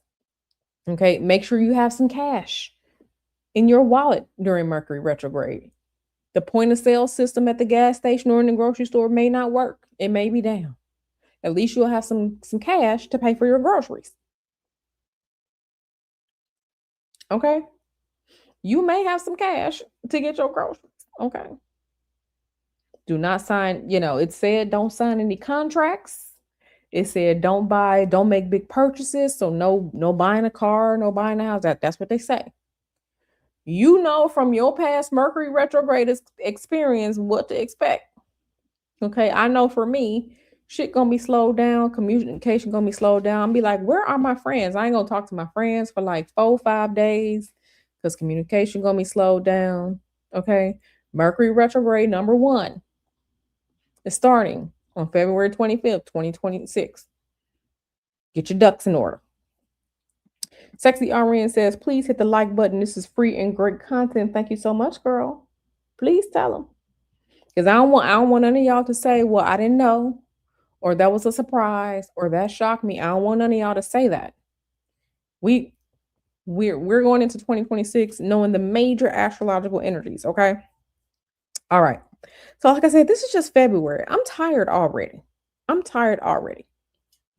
But let me pull up the next eclipse. So we get a little bit of reprieve. Barely. Okay, so this is the total lunar eclipse on March 3rd, 2026. Now, this is a lunar eclipse. Okay, this is a lunar eclipse. This is happening in Virgo. The moon is going to be in Virgo at 12 degrees. Okay, so this is a lunar eclipse, full moon, total lunar eclipse. The lunar eclipse is happening in Virgo at 12 degrees. Remember, I told you that this year we're going to have eclipses in Aquarius and Leo and Virgo and Pisces. Because right now, and you can see in the chart, the nodes are still on the Pisces Virgo axis, but they will be changing. So the eclipses that we have in 2026 in Virgo and Pisces, those are going to be some of the last ones The nodes are still working it out, but the nodes will change signs and move into the north node will be in the north node will be in Aquarius, the south node is going to be in Leo. So we are going to have a nodal change this year, 2026. Okay. And some astrologers like to think of the nodal changes as what the collective is doing. Some like to see the nodal changes as, the north node is where we're going, the south node is what we're leaving behind. Right. So it just really depends on how you think about the nodes, but the nodes are changing this year. So like I said, um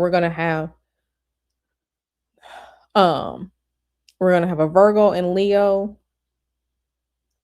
We're gonna have a Virgo and Pisces on this axis eclipse, and then we're gonna have Aquarius, Leo eclipses on this axis. Okay, so the nodes are changing. So this is going to be a lunar eclipse in Virgo. Virgo is ruled by Mercury. Mercury will be retrograde.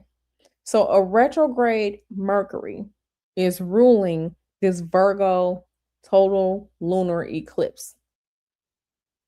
Take that and sit with that. See how it feels to you. But Mercury is going to be retrograde. So we're going to see what this eclipse is going to do. This might be really, really more technologically unhinged because Virgo is our sign of details, right? All the small, minute details, the analytical details, all the small moving pieces. We might have more technical snafu foolishness with this one. I'm just guessing. I don't know.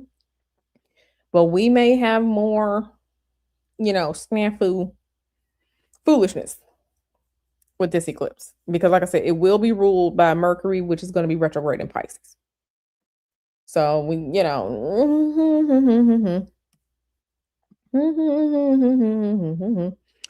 going to see. All of us have to see. All of us have to see. Okay. We're going to move. This is March. This is March 3rd. My birthday is March 10th. Y'all know my birthday is March 10th. So this is before my birthday. I have to see what's going to happen too. This is going to occur 7 days before my birthday. So it's like a week to 2 weeks before the eclipse, a week to 2 weeks after the eclipse. This is going to be a week before my birthday. It's going to be a week before my birthday. So I have to see this is potentially affecting me too, especially since this is on the Virgo Pisces axis. Okay, this axis is energetically linked. Okay. Pisces and Virgo is energetically linked. So I have to see what's going on. I have to see Q has to see what's going on too. All I can say is we gonna pray. we gonna get it together, but we gonna pray. We gonna be all right though. I'm tired. Okay. Let me move to Uranus entering Taurus because this is gonna be a big one. This is gonna be a big one. Not Uranus entering Taurus, Uranus entering Gemini. Okay. So this chart here, Uranus is gonna enter Gemini. This is gonna be huge. It's gonna be huge because Uranus, this is our good old buddy old pal Uranus here, is moving from earthy feminine sign Taurus, move into air sign masculine Gemini. Uranus is entering Gemini. Uranus is going to stay here for 7 years. Wherever you have Gemini in your chart, this is where Uranus is going to sit for 7 years. Uranus entered Taurus in 2018. So since 2018, Uranus has been, for the most part, in Taurus. Yeah, Uranus did swing into Gemini and then retrograded back. But this year,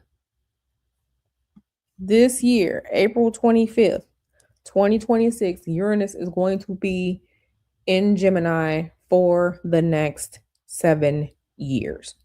So you need to check Gemini in your chart.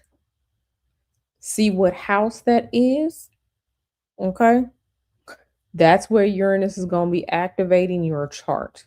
Uranus is our planet of disruption, things that are sudden, things that are fast like lightning and fast like electricity.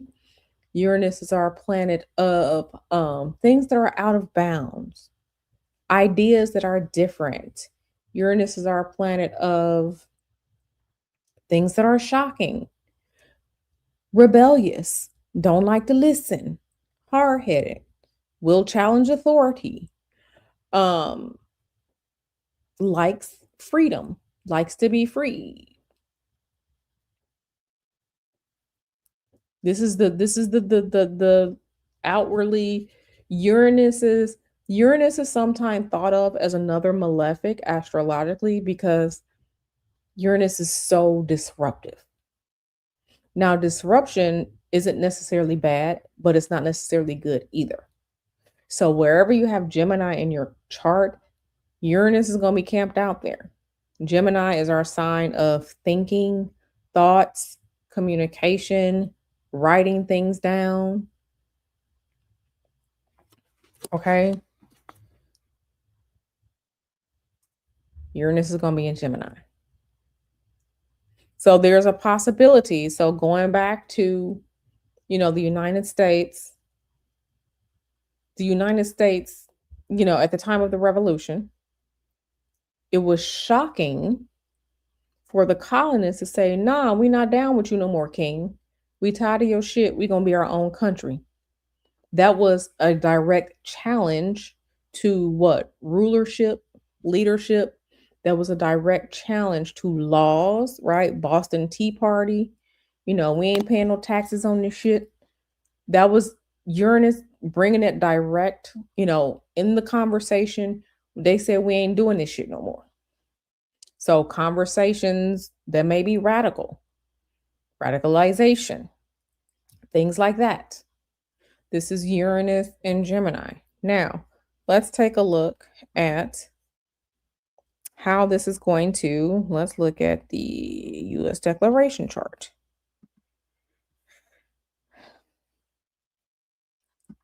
Okay, so Uranus, so we can see here in the chart, the inner circle is the US declaration chart. So the United States this year is going to be having, this is going to be the beginning of the United States Uranus and Gemini return. This is going to be the beginning of changes to relationships, the United States relationships with other people, right? This is going to be the beginning of that change because this is going to be a Uranus return. Now, we won't hit the exact degree of the Uranus return until 2027, but this is going to be the beginning of that. This is going to be the beginning of that. I want you all to pay attention to, if you look right here, you can see in the United States Declaration of Independence chart, okay, July 4th, 1776, this is the United States birthday. We have Mars here. This is not a direct conjunction by degree, but this is Uranus at 8 degrees of Gemini in the United States Declaration of Independence chart. And then we have Mars at 21 degrees of Gemini in the United States Declaration of Independence chart. Okay. It's so funny because when you think about the United States, okay, so this is Mars. Mars is our war, fighting, aggression, military. Remember, if you go back to the United States horoscope chart that I did when I showed you all, when I broke down the 1776 Declaration of Independence chart for the United States, we talked about Mars in the 7th house. This is why we always be fighting with people. It's literally baked into our chart to fight with somebody. Mars in the 7th house. 7th house is your relationships with other people. This is why we always fighting people. This is exactly why the United States be at war, or we're dropping bombs on people, or we're doing some type of military type fuck shit. This is why. As far as the country goes, this is why. So now by the time this is, now let me change this. Let me do this. Yep. Okay. So let me remove this. Let me do, let me search for events. And I want the aspect, I want Uranus return, transiting Uranus return. Okay. So let's look at this. So I just changed the chart. We can see here, this is July 26, 2027. Okay. So our exact Uranus return is going to be in 2027, July of 2027.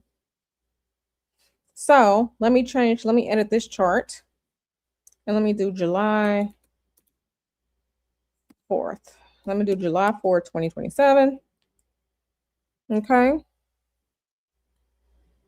So yeah. So we're seeing this energy here. So this is going to be it's going to be very, very interesting. It's going to be very, very interesting. Um,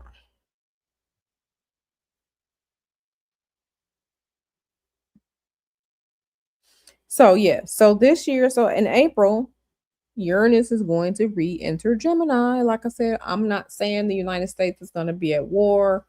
I'm not saying that, this is destined for us, but history, recorded history has shown us that when Uranus is in Gemini, the United States is at war. And it's usually a major war that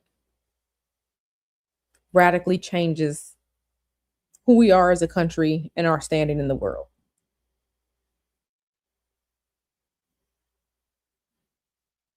So you sit with that. Like I said, I'm not saying that there will be. I'm just saying that pattern recognition has shown the last times that Uranus is in Gemini, because Uranus has an 84-year cycle. So us seeing, unless you have, like, my father was born in 1945, he passed away in 2022. If he were still alive for this, he would be someone that was technically alive during both stints, right? But Donald Trump, Uranus in Gemini is part of his chart. Okay. So let me just open up his chart real quick so you all can see how it lines up in his chart. Yeah.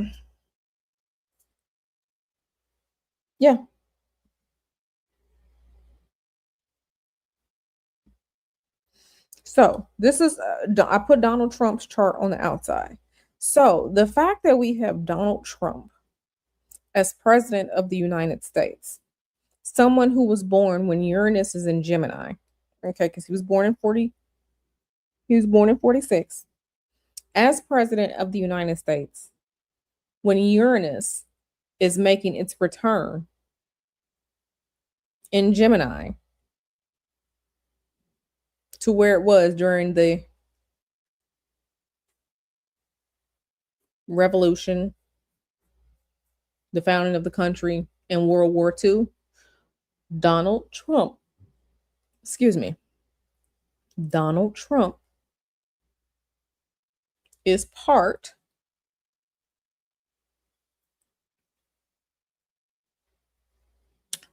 of the legacy of this country.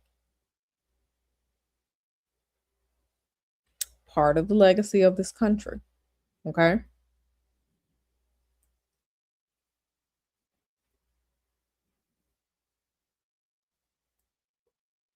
Nothing I can, I mean, I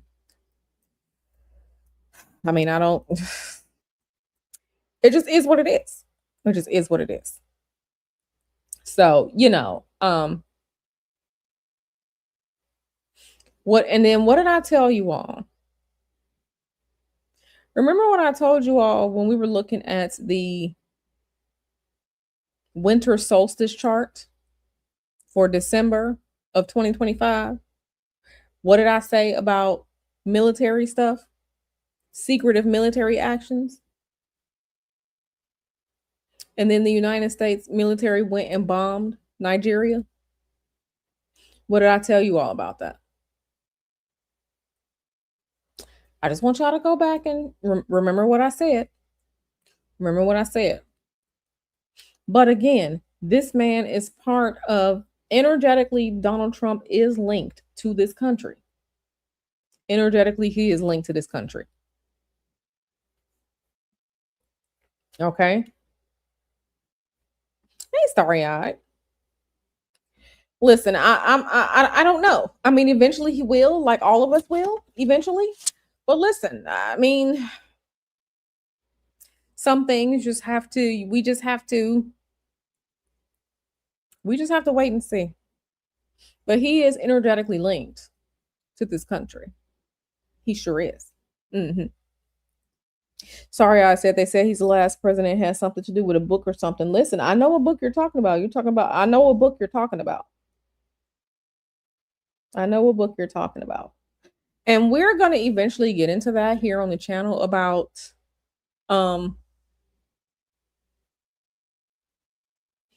what certain things are real and certain things that are pre-planned. We're going to get into that. We're going to get into that. We're going to get into that.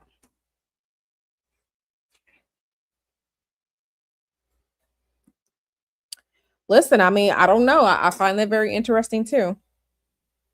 I saw him win. I was in Cancun when he won.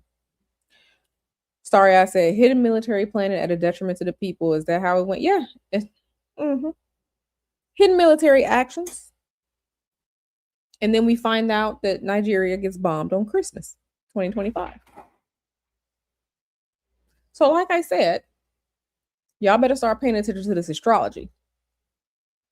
Start paying attention to this astrology. Make sure you come back to this channel. Make sure you pay attention to the stuff that I'll be talking about. Because, or whoever your favorite astrologer is, I hope it's me. But whoever your favorite astrologer is, you better start paying attention to things.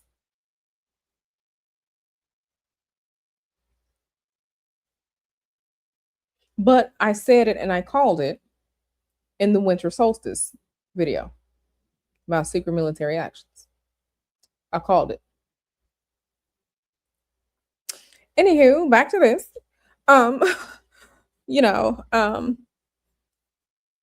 Yeah, so Uranus is going to enter Gemini on April 25th and it's going to stay there for 7 years. We will not see Uranus in Taurus again. None of us will be alive. The next time Uranus enters the sign of Taurus will be April 2102.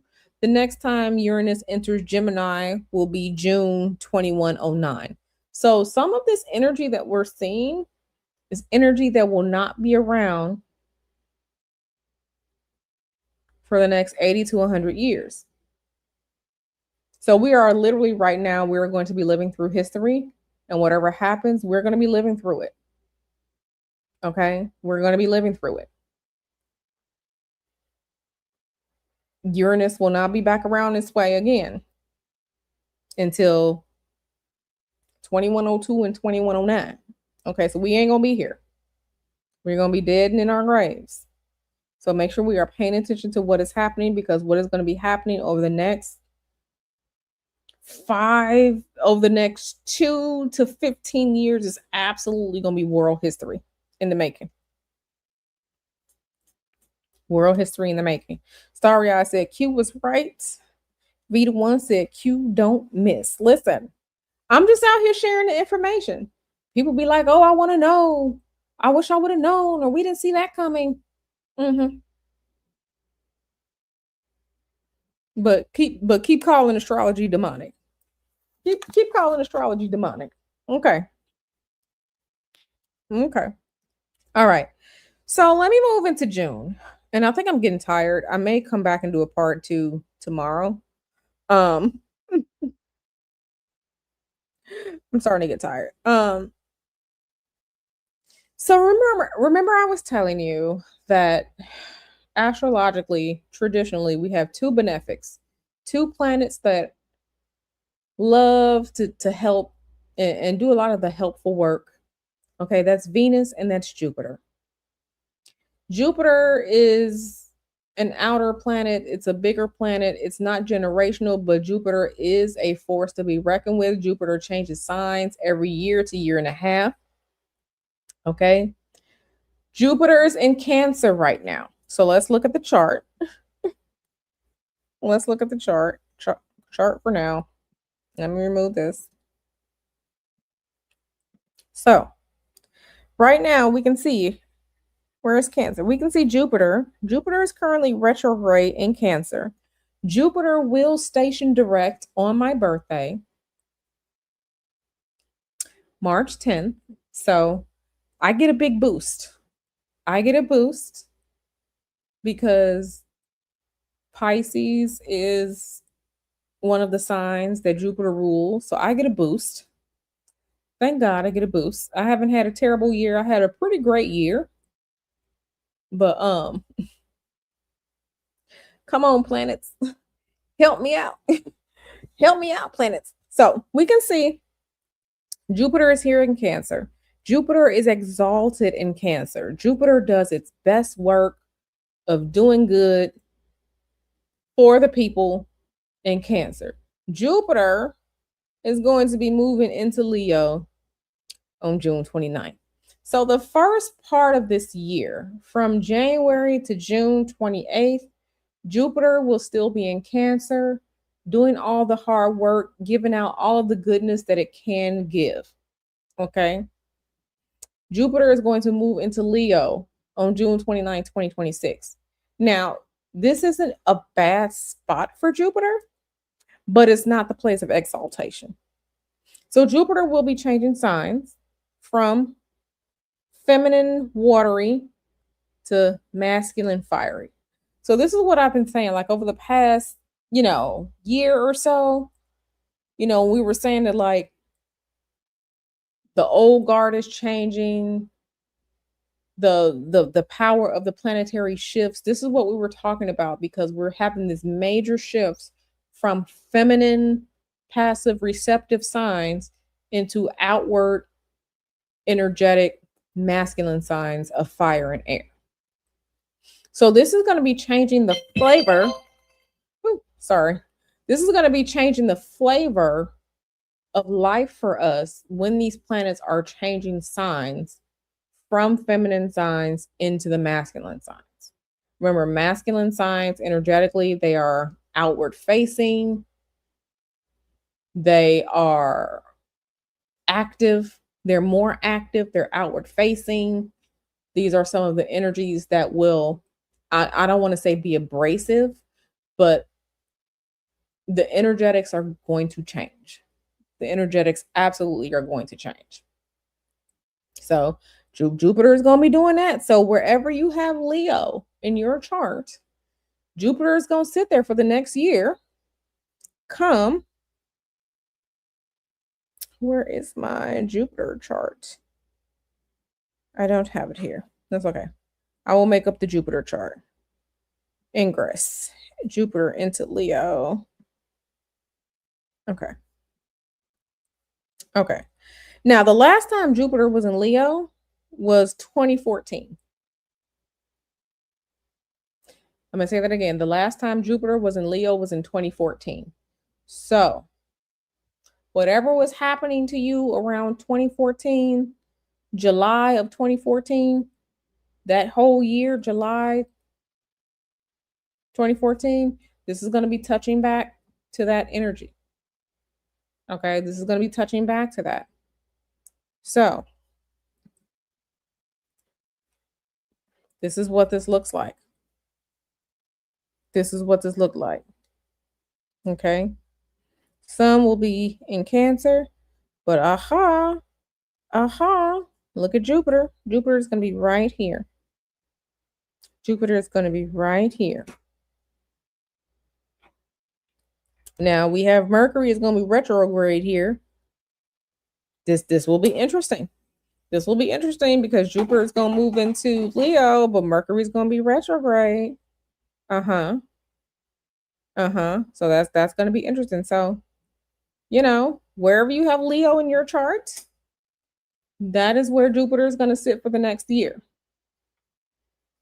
That is where Jupiter is going to sit for the next year. Now, me, according to my mother, and what I have done to rectify my chart thus far, I am a Leo rising. So if you are a Leo rising sign, Jupiter is going to be sitting in your first house. Jupiter is expansion. Okay. So we got to make sure that we on our workout game so we don't get fat. Because Jupiter will expand that ass and your back will get bigger. Okay. I'm talking about the Leo and first house people.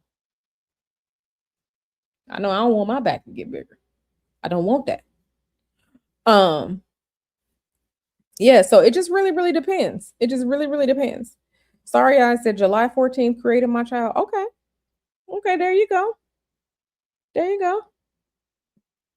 And there you go.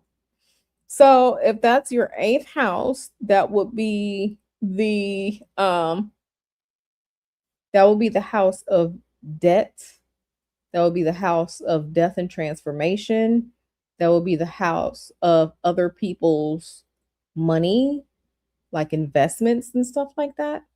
So depending on what you have going on, it could be good. Like it could be a good time for your investments. If you have good investments, if you pick the right stocks, it could. But, like I said, or, it's the house of debt. You could gamble and end up in debt. You could overspend on your credit card and end up in debt. It just really, really depends on what you have going on. It just really, really depends on what you have going on. So, like I said, the eighth house is not an angular house, so it's not really that prominent, but it is a house where transformation begins to happen. So yeah, it just really, really depends on what you have going on. It really depends on what you have going on. What happened to me during that time? Oh, that was right around the time. So since that was 2014, that was around the time where I was I didn't know it at the time, but I was getting a promotion. I was getting a promotion at that time. So in 2014, last time Jupiter was in Leo, that was July-ish. Yeah. So I was getting a promotion. I was getting a promotion. Mr. Hoodoo was finishing his degree. Yeah, it was good. It was good. So it just really depends on your chart. Really depends on your chart. Let me search for Mercury retrograde. Let me just go over Mercury retrograde events. Retrograde. Mercury.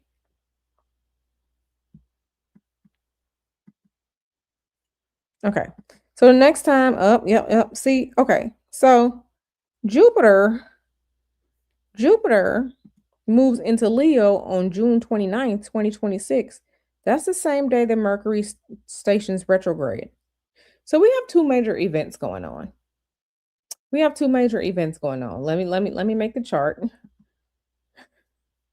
So you can see, Lord, by this time, Mercury is going to station retrograde, and I'm just going to do it minute by minute so we can see that move.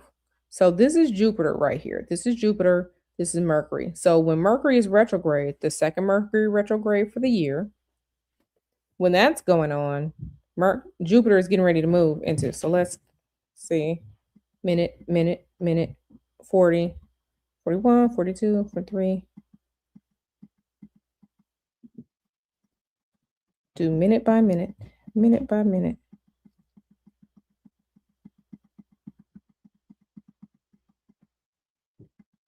Okay, let's go hour. When does he make that jump? Up.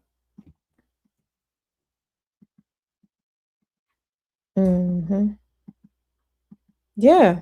So this retrograde. Oh. Yeah, Mercury's gonna be retrograde. So these two are gonna be playing together.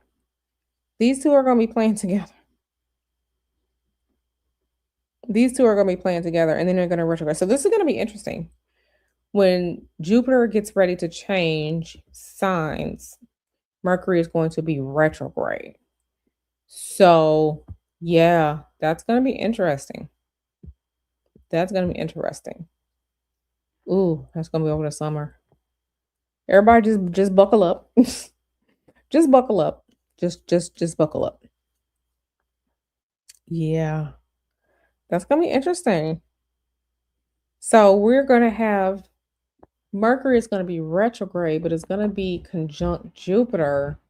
So, are we going to see we might see major blackouts, okay? Cuz Jupiter expands. And if Mercury is going to be retrograde, we might see blackouts. We might see blackouts over the summer. I don't know what what city, what area, but we may see blackouts over the summer. Um I'm thinking blackouts or like massive internet issues, like massive global outages because Jupiter expands things. So I'm going to say blackouts. I'm going to say massive internet outages or massive transportation delays.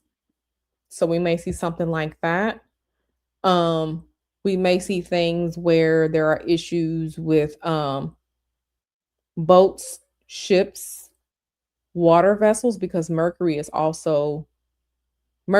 movement.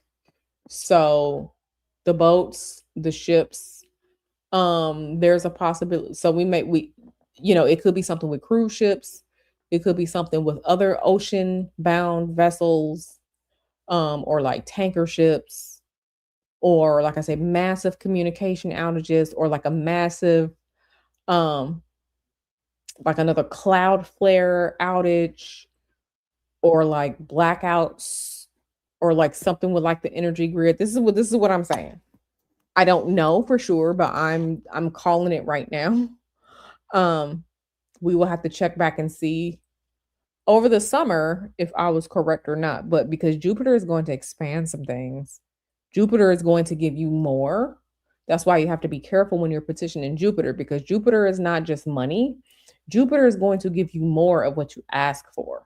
Jupiter is going to expand the situation. Jupiter is going to push those boundaries out so much so that you can get more. So some people just work with Jupiter and ask for abundance. Baby, you'll get 12 new pair of socks. Okay. Jupiter is not, like I said, just money. You have to make sure that when you are doing your petitions to Jupiter, or working with Jupiterian energy, that you are specific with what you want. Okay. That you are specific with what you want. Because like I said, you can petition Jupiter and then you'll have four dusties trying to holler at you. Or you get 12 new pair of socks. Or, you end up with all this notebook paper or something.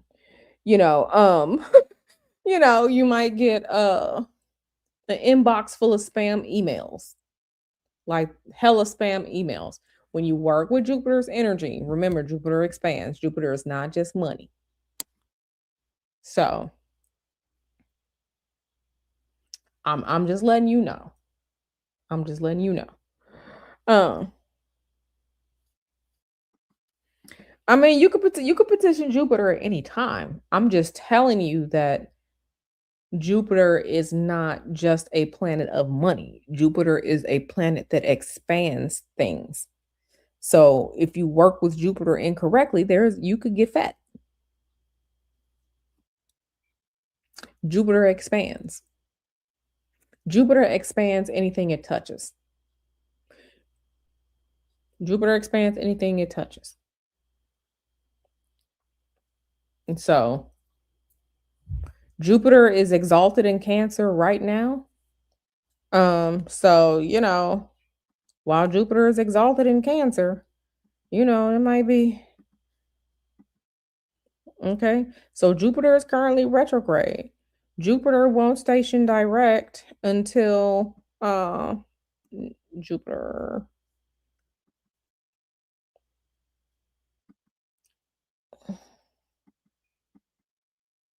Jupiter won't turn direct until my birthday, March 10th. So you at least want Jupiter to be direct when you're working with Jupiter. The best time to work with Jupiter is going to be in Cancer because Jupiter is exalted in Cancer. So the other two signs you can work with Jupiter in is when Jupiter is in Pisces or Jupiter is in Sagittarius because Jupiter is domicile in those two signs. This is why, like, Q has been naturally lucky her entire life because my natal Jupiter is in Sagittarius. So Jupiter is in the home sign. And then my sun is in Pisces. Jupiter rules Pisces. So I've always been naturally lucky. And I was born on a Thursday.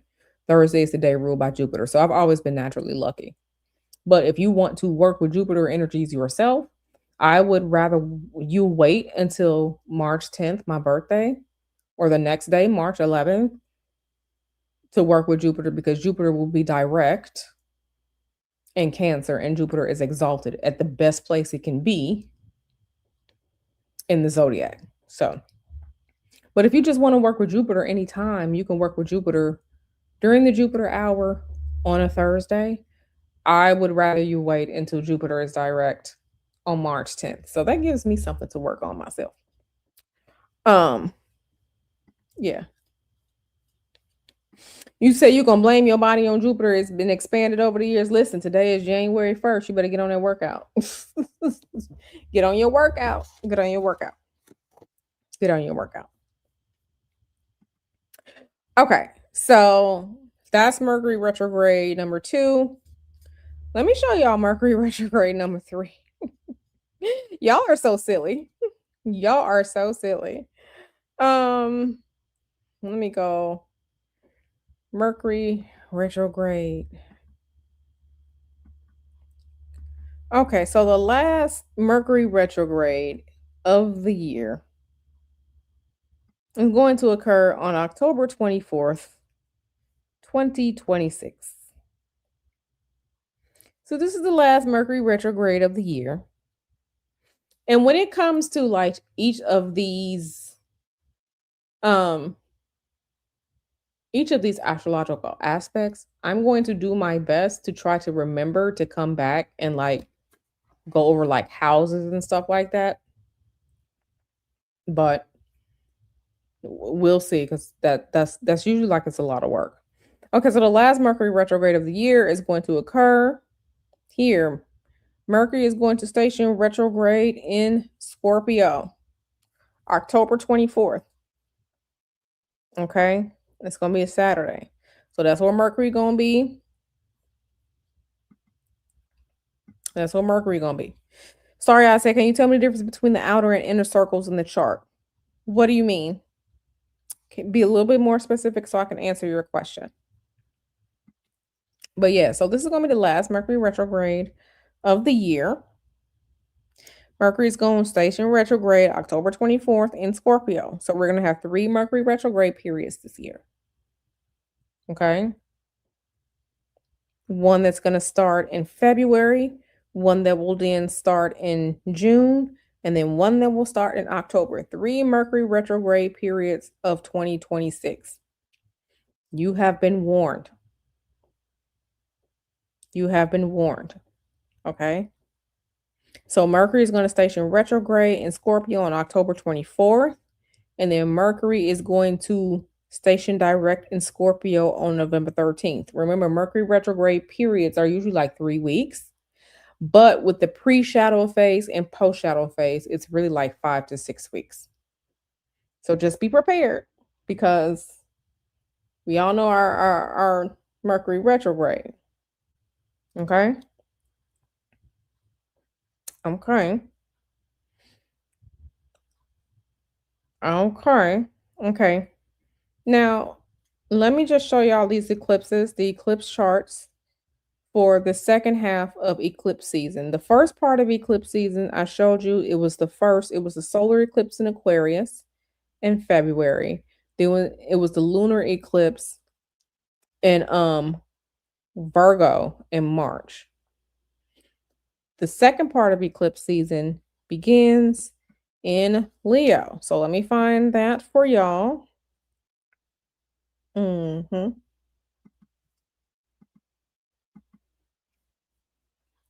Okay. So this is what it looks like. We can look at this chart. We can see it's going to be absolutely, we have this whole pyramid structure going on, right? You can see, think about it in three-dimensional terms. Okay. This is the base, and these are the points going up the pyramid. We have a whole pyramid structure going on. We have like a five-pointed star going on. This is going to be a very, very energetic solar eclipse. This solar eclipse is happening on my friend's birthday. This solar eclipse in Leo at 20 degrees of Leo is going to occur.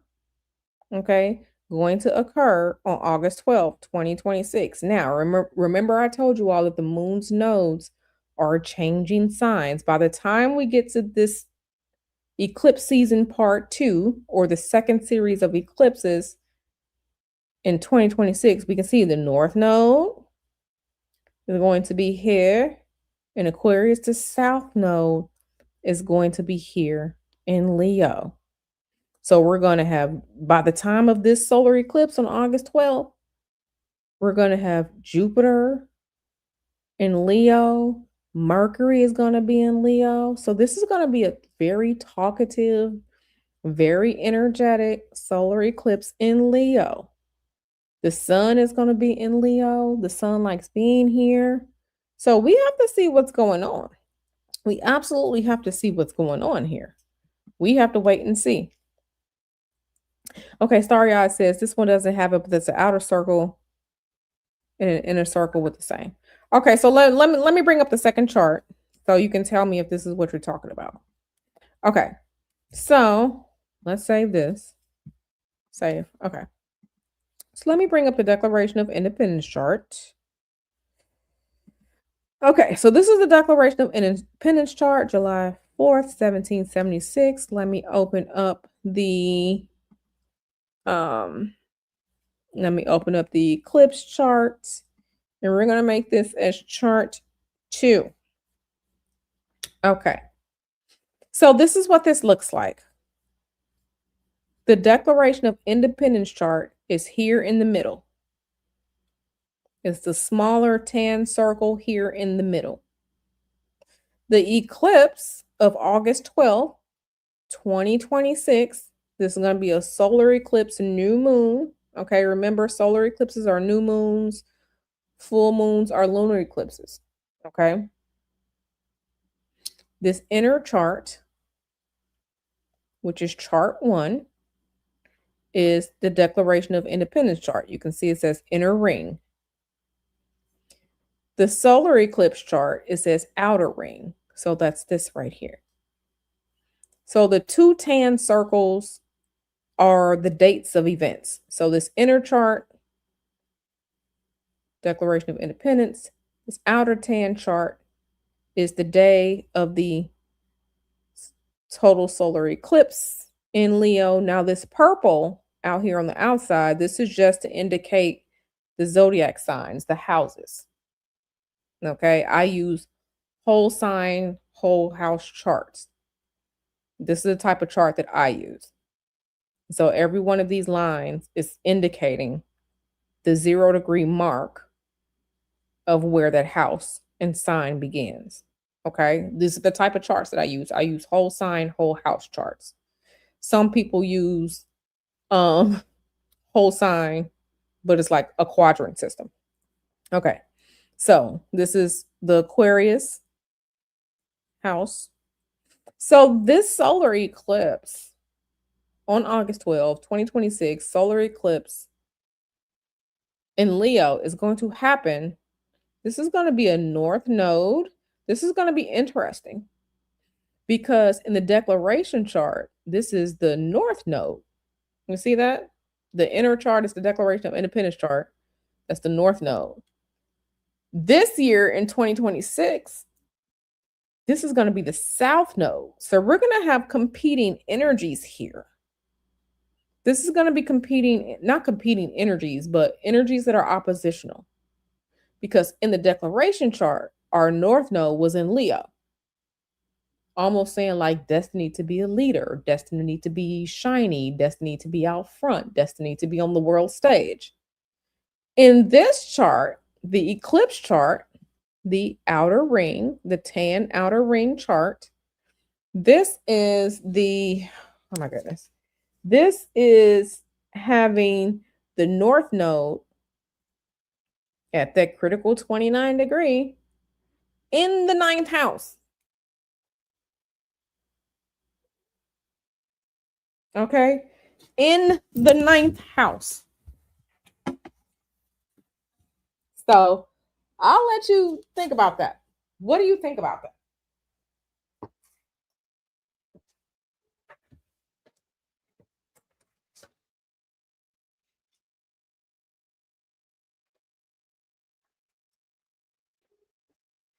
So I'll let you all think about that.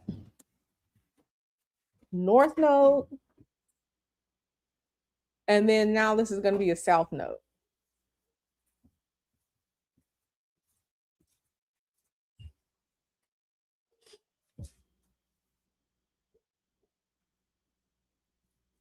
So yeah.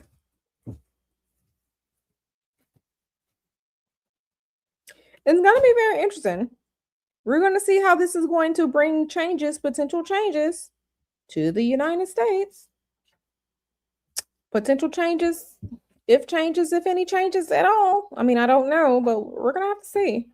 This is going to be very, very interesting. This is going to be very, very interesting. Very, very interesting. So, okay. And then let's look at one more. Where is my chart? Okay. And then the lunar partial eclipse. Lunar partial eclipse. Okay. So this lunar partial eclipse is going to be in Pisces. So this lunar eclipse is going to happen on the fourth house of the United States Declaration of Independence chart. Remember, eclipses are beginnings and endings, starts and stops. Sometimes it's new jobs, sometimes it's losing a job, sometimes it's death in the family. I mean, we don't know what the eclipse energy is going to bring, but yeah, this moon in Pisces in the fourth house. Yeah, this is this is going to be interesting. The fourth house. So the fourth house in a mundane chart, because this will be a mundane chart, is like land. So what does this mean as far as like real estate? What does it mean for the housing market? Um, what does it mean? It's also a foundational house. So yeah, really like the people and stuff like that. So we're gonna see what the political climate is gonna be around that time. And this is the moon. So when we're talking about mundane charts, world event charts, not necessarily natal charts, the sun is usually the leader, the president, the prime minister, the king, the ruler, and the moon will be the people. So here we're going to have the people of the United States. Okay, let me go back here. We're going to have the people of the United States in opposition. Okay, the people of the United States in opposition to the ruler. Okay, in opposition to the ruler. Okay, because for this to be a full moon, the moon has to be opposite the sun. The sun in a mundane chart is the ruler, so we could say that this is the president. So we have to see like what's going on. What's going on?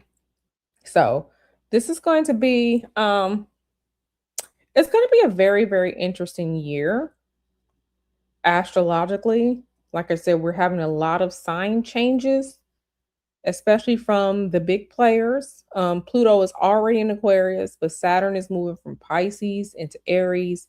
Neptune is moving from Pisces into Aries, which is a cardinal sign, initiating sign. So this is actually bringing in a new era of energy. Neptune is going to be in Aries for the next 13 years. Saturn is going to be in Aries for the next 2 years. We have Jupiter moving from Cancer, a feminine sign, a feminine water sign, into Leo, a fiery masculine sign. Saturn and Neptune are moving from feminine Pisces into masculine fiery Aries. We have Uranus that is currently in feminine earthy Taurus moving into masculine air sign Gemini. And then the nodes are changing. The north node is going to be in Aquarius. The south node is going to be in Leo. So even the nodes are changing from feminine signs, feminine passive recessive signs, into outward expressive masculine signs. So this is new energy that's coming toward us, right? This year, 2026. These are the major things happening to the world. These are global events. Major things happening 2026, astrologically speaking. Major things happening astrologically 2026. Some of it will be good, some of it will be bad. It depends on uh your perspective of things. It depends on where you are in life. It depends on it's not going to be the same for everyone, but I am very curious to see, especially with the nodes, like um how this is going to affect society, right? Because and at the time of this eclipse is going to be this one, the last eclipse of the year, August 27th. This eclipse is going to be a lot going on too, because we have a T square going on, right? This is the T square. It's shaped like a T. See, this is the T shaped like a T. So we have this oppositional energy, and then we have the square energy. Ooh, that's gonna be real interesting. That is gonna be real interesting. And what is at the apex of this T square at this last eclipse? Uranus and Gemini. Explosive, sudden, didn't know that was coming, rebellious, freedom seeking, challenge to authority, um, wow, oh my God, moves like lightning, Uranus. Uranus will and I want you to think about Uranus, like even when we're talking about like mythologies, right? Because we align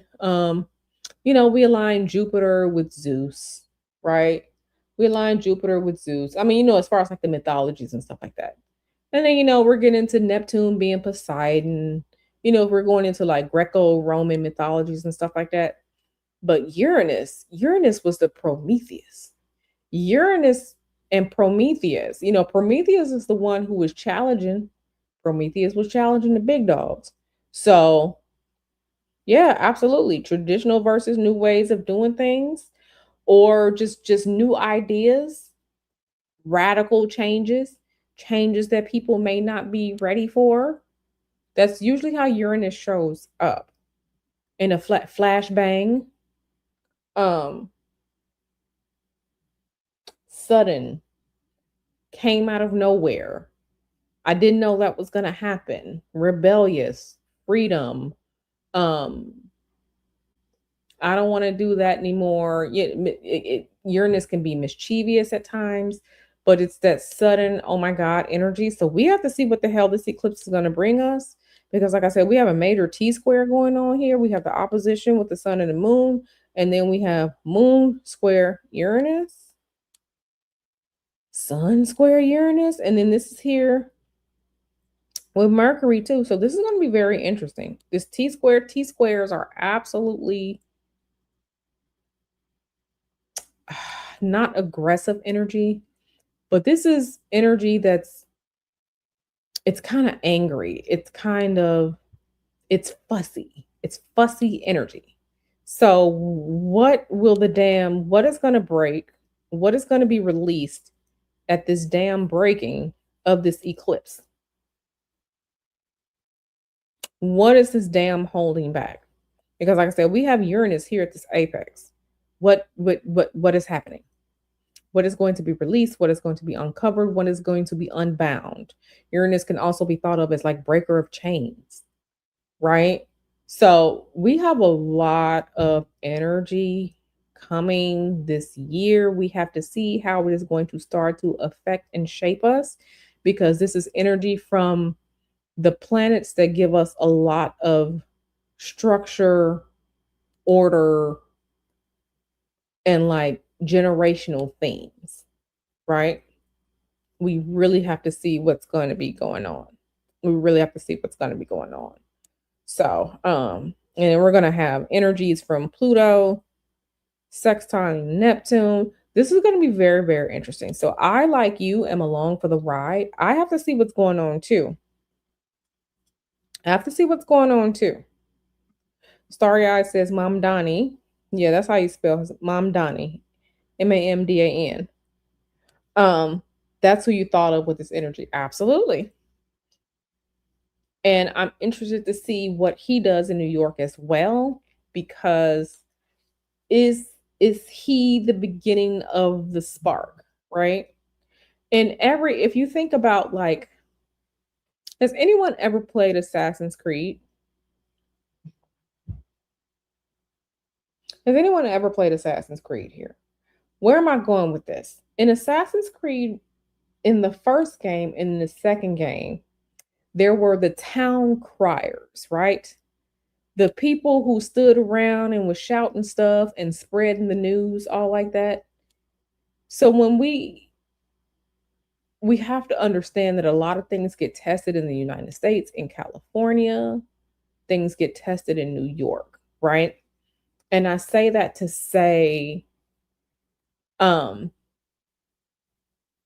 I wonder how, I'm not saying that he is a chess piece in a bigger game, but what I am saying is we have to see if Mom Donnie's energy is representative of the type of energetic change that a lot of people in the United States want, right?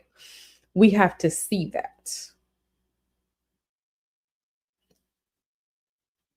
because if if he is successful as mayor of New York, and I have started to reach out to people who I know live in New York, because I want to get their feedback on him. I'm not a New Yorker. I've never been.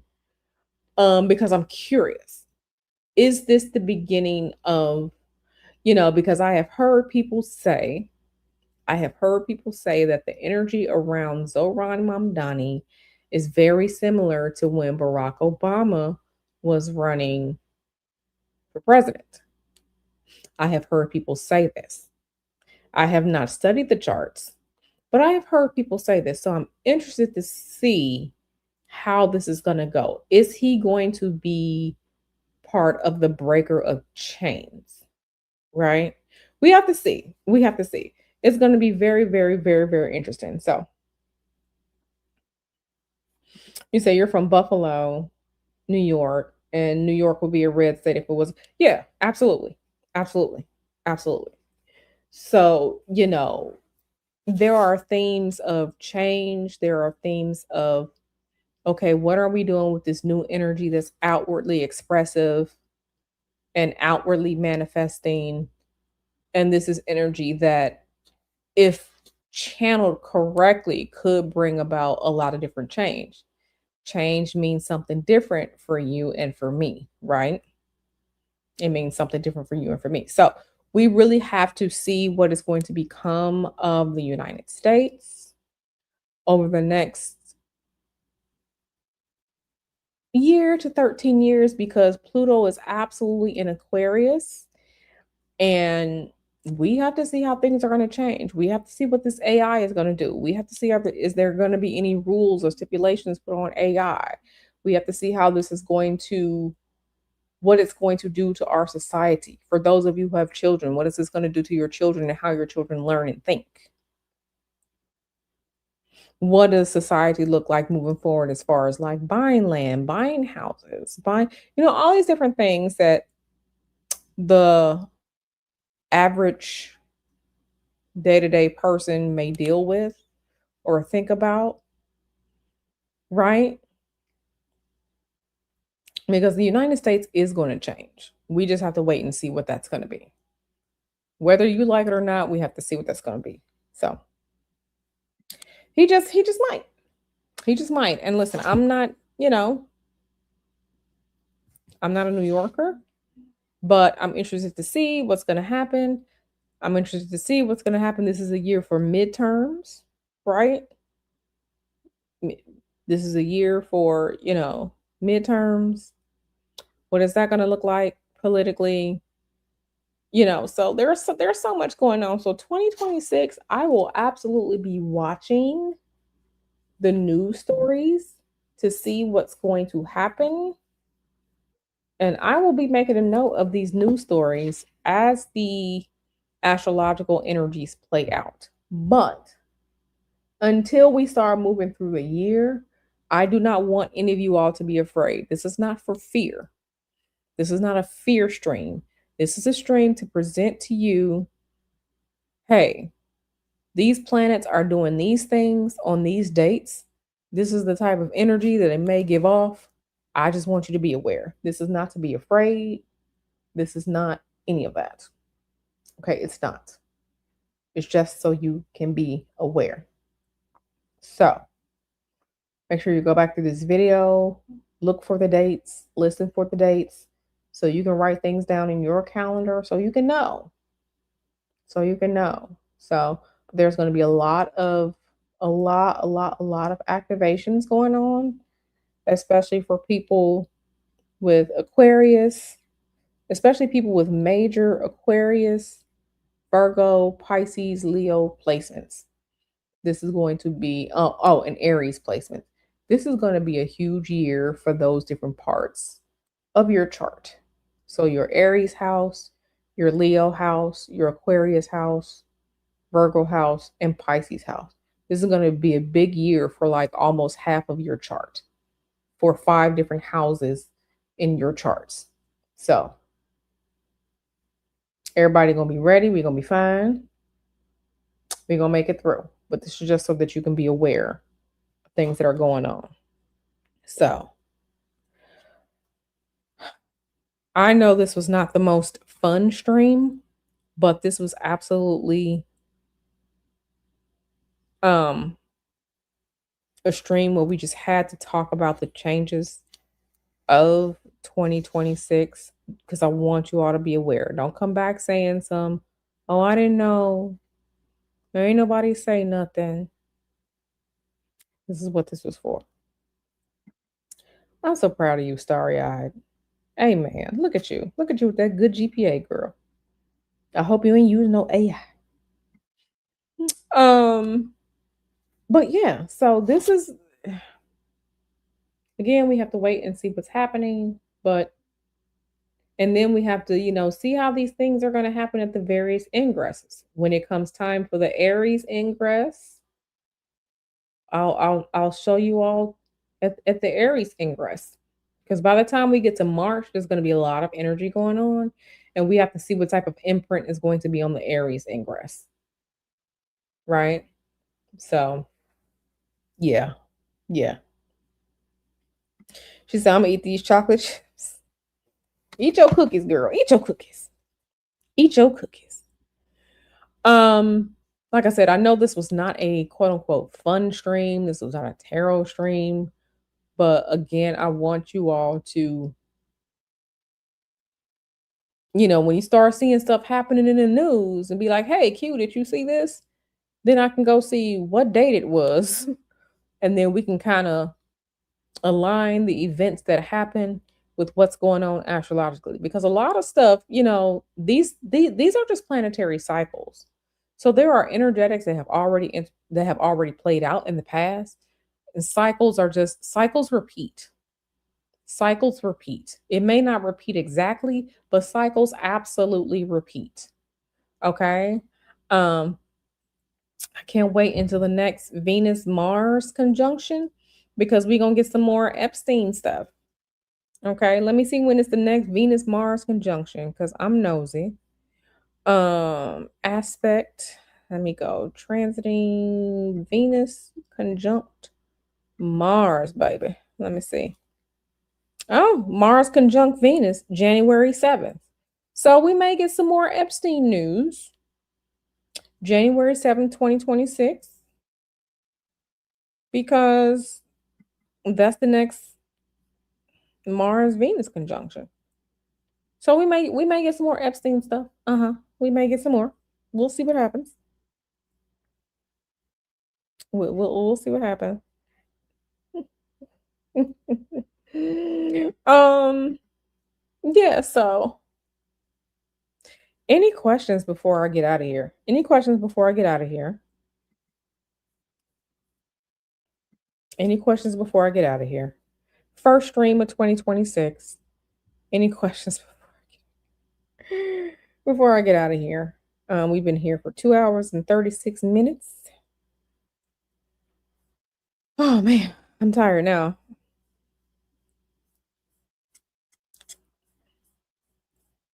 But yeah, I will definitely be.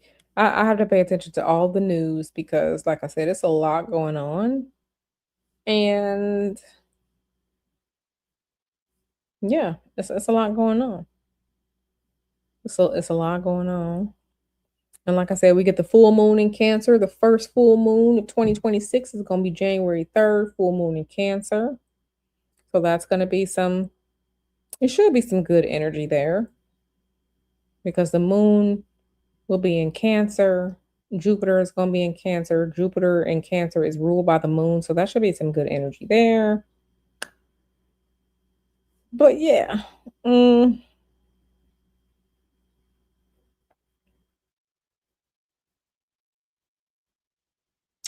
yeah. Yeah. Yeah. Yeah. Yeah. Yeah. Yeah. So let me see if y'all got any questions. Okay.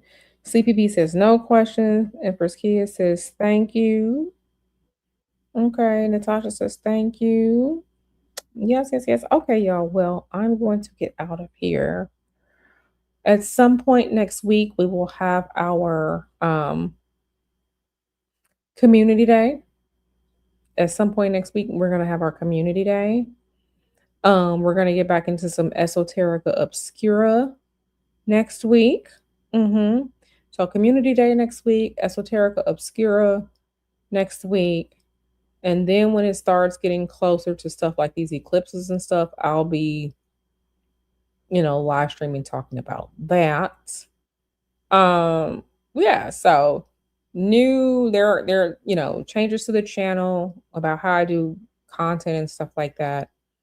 Yeah, like I said, we're still gonna have our once a month community, free tarot readings. Getting back to the esoterica obscura, I just have so much stuff that I'm looking into. I'm trying to decide which way I want to go for esoterica obscura on Monday. So we will definitely we will definitely see about that. Um yeah, it's a lot out here. So all right, y'all. I'm gonna go. Thank you so much. I will see you all on the flip side. Y'all take care of yourselves, take care of your family members. Don't forget to spiritually cleanse, protect, do your road openers and blockbusters, and then do your money drawing. Okay. Don't forget any of that because you still have to maintain no matter what the planets are doing. Okay. All right, y'all. Love y'all. I'm going to see y'all on the flip side.